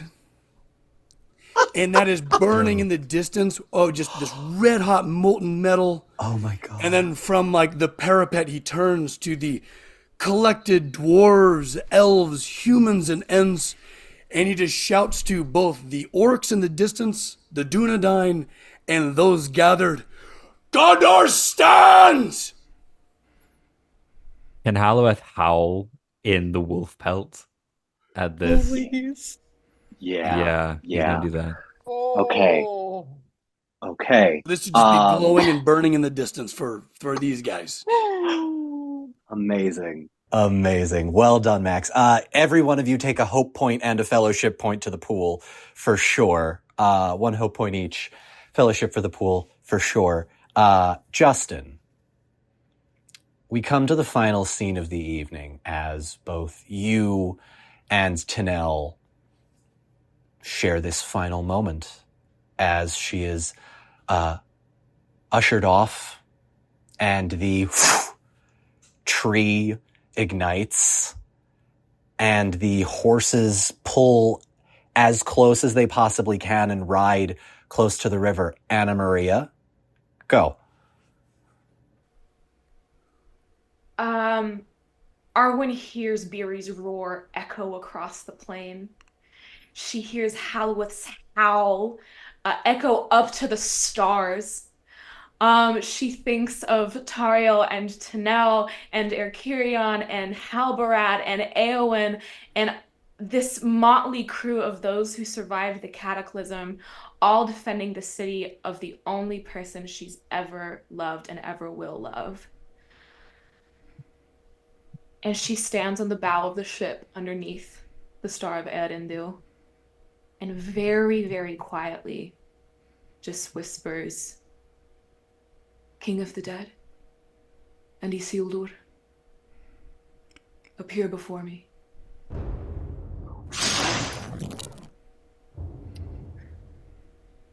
Hail, undead king of Dunharrow. You who forsook a solemn oath. You who abandoned his allegiances in their most dire time of need. Long have you and your forces endured the price of your mistake. And she looks at the silvery figure of Isildur. Isildur, son of Elendil. Restless and desecrated is the spirit of a fallen forebearer.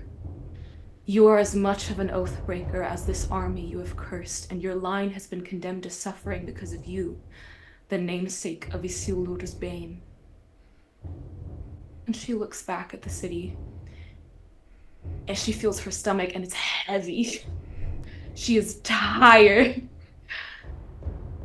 Today, all past feelings may be redeemed, for it is a red day, and Gondor calls for aid.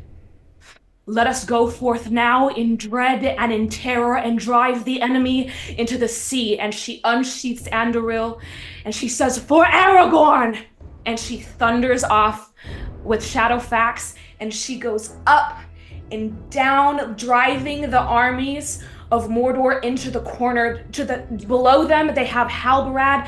Beside them, they have the pirate ship that they're afraid of, and she drives, and the armies spread out like a sea of poison to drive them right into the ocean. From the north, you hear the sound of horses. Tenel. You hear in Osanwe as Thranduil's mind touches yours.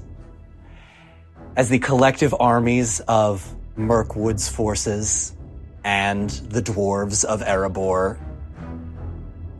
You rolled 2 Gandalfs, I'm Justin. there with her. I'm there with her. Can I? Yes, go. Can I just take her by the shoulder to just give her a little shake and look at the north and say, my king is coming. And she's crying, but she's smiling. There's no words coming out of her. It's just tears and almost manic, suppressed laughter. And that is where we are going to end tonight's episode of the Unpredicted Party. Justin, you should be dead. I just want you to know, you should be dead. I had every intention of killing you as soon as you went over the wall, but you activated one of my triggers, and then Anna Maria did some cool shit, and then Tenel called. Well done, all of you. That Anna was Maria, very... Are you real? This is my one thing. This is the one thing. Did you write that? No. You extemporized that? Unfortunately, this is who I am as a person. Unfortunately, she says. Can you run for president? You got my vote. Please. Oh my god. She's in the UK. So come back. And we need you. Dawn told me 3 years ago, hey, I've got an idea for a thing, and this is the first thing I thought of, and it's Arwin and the Army of the Dead. Oh I my have God. been sitting in this energy for years. Yeah. I saw the San Diego Comic-Con cosplay and I went, oh, yep, her. Yeah, 100% her. Halbarad.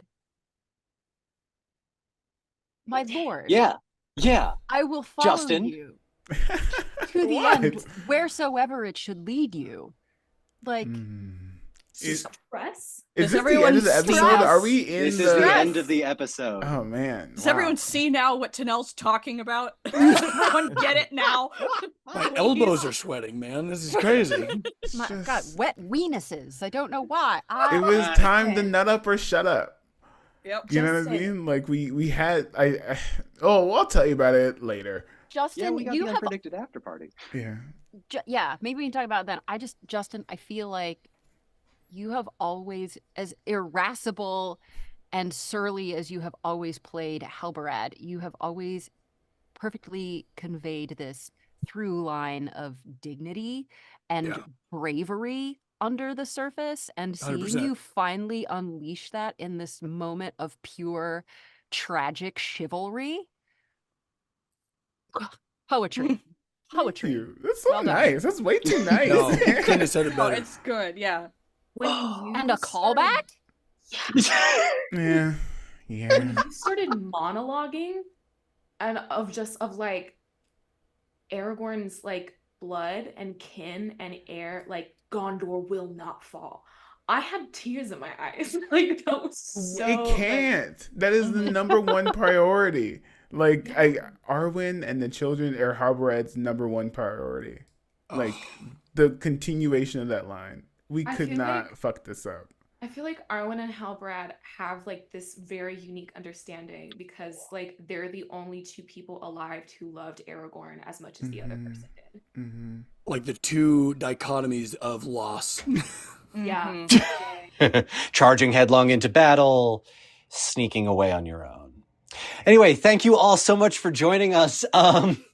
Justin, Jordan at Freddy's Roommate, Trevor Collins of the Red Web Podcast, Anna Maria at Only Anna Maria across all social media. Thank you all so much for joining us.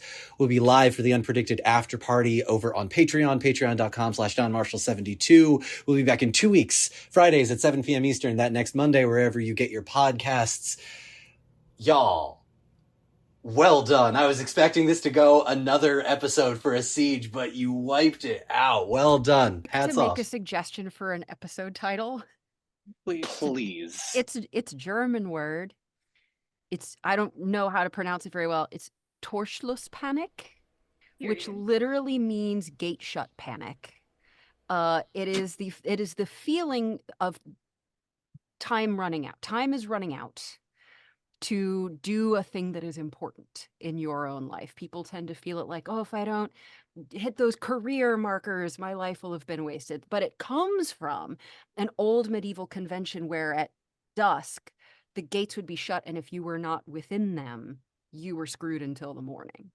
Whoa. Harlot, That's a you deep literary brilliant bitch. Mm-hmm. If the Germans do have great words. Shout out to Schadenfreude. You know what? If the gate is closed, perhaps we do the German word parentheses, the way is shut. Thank you all so much for joining us for the Unpredicted Party. We'll see you on Patreon. Goodbye. Chris, are you ready to go ahead and get started? Oh Lord, here we go. I'm All ready. right, here we go.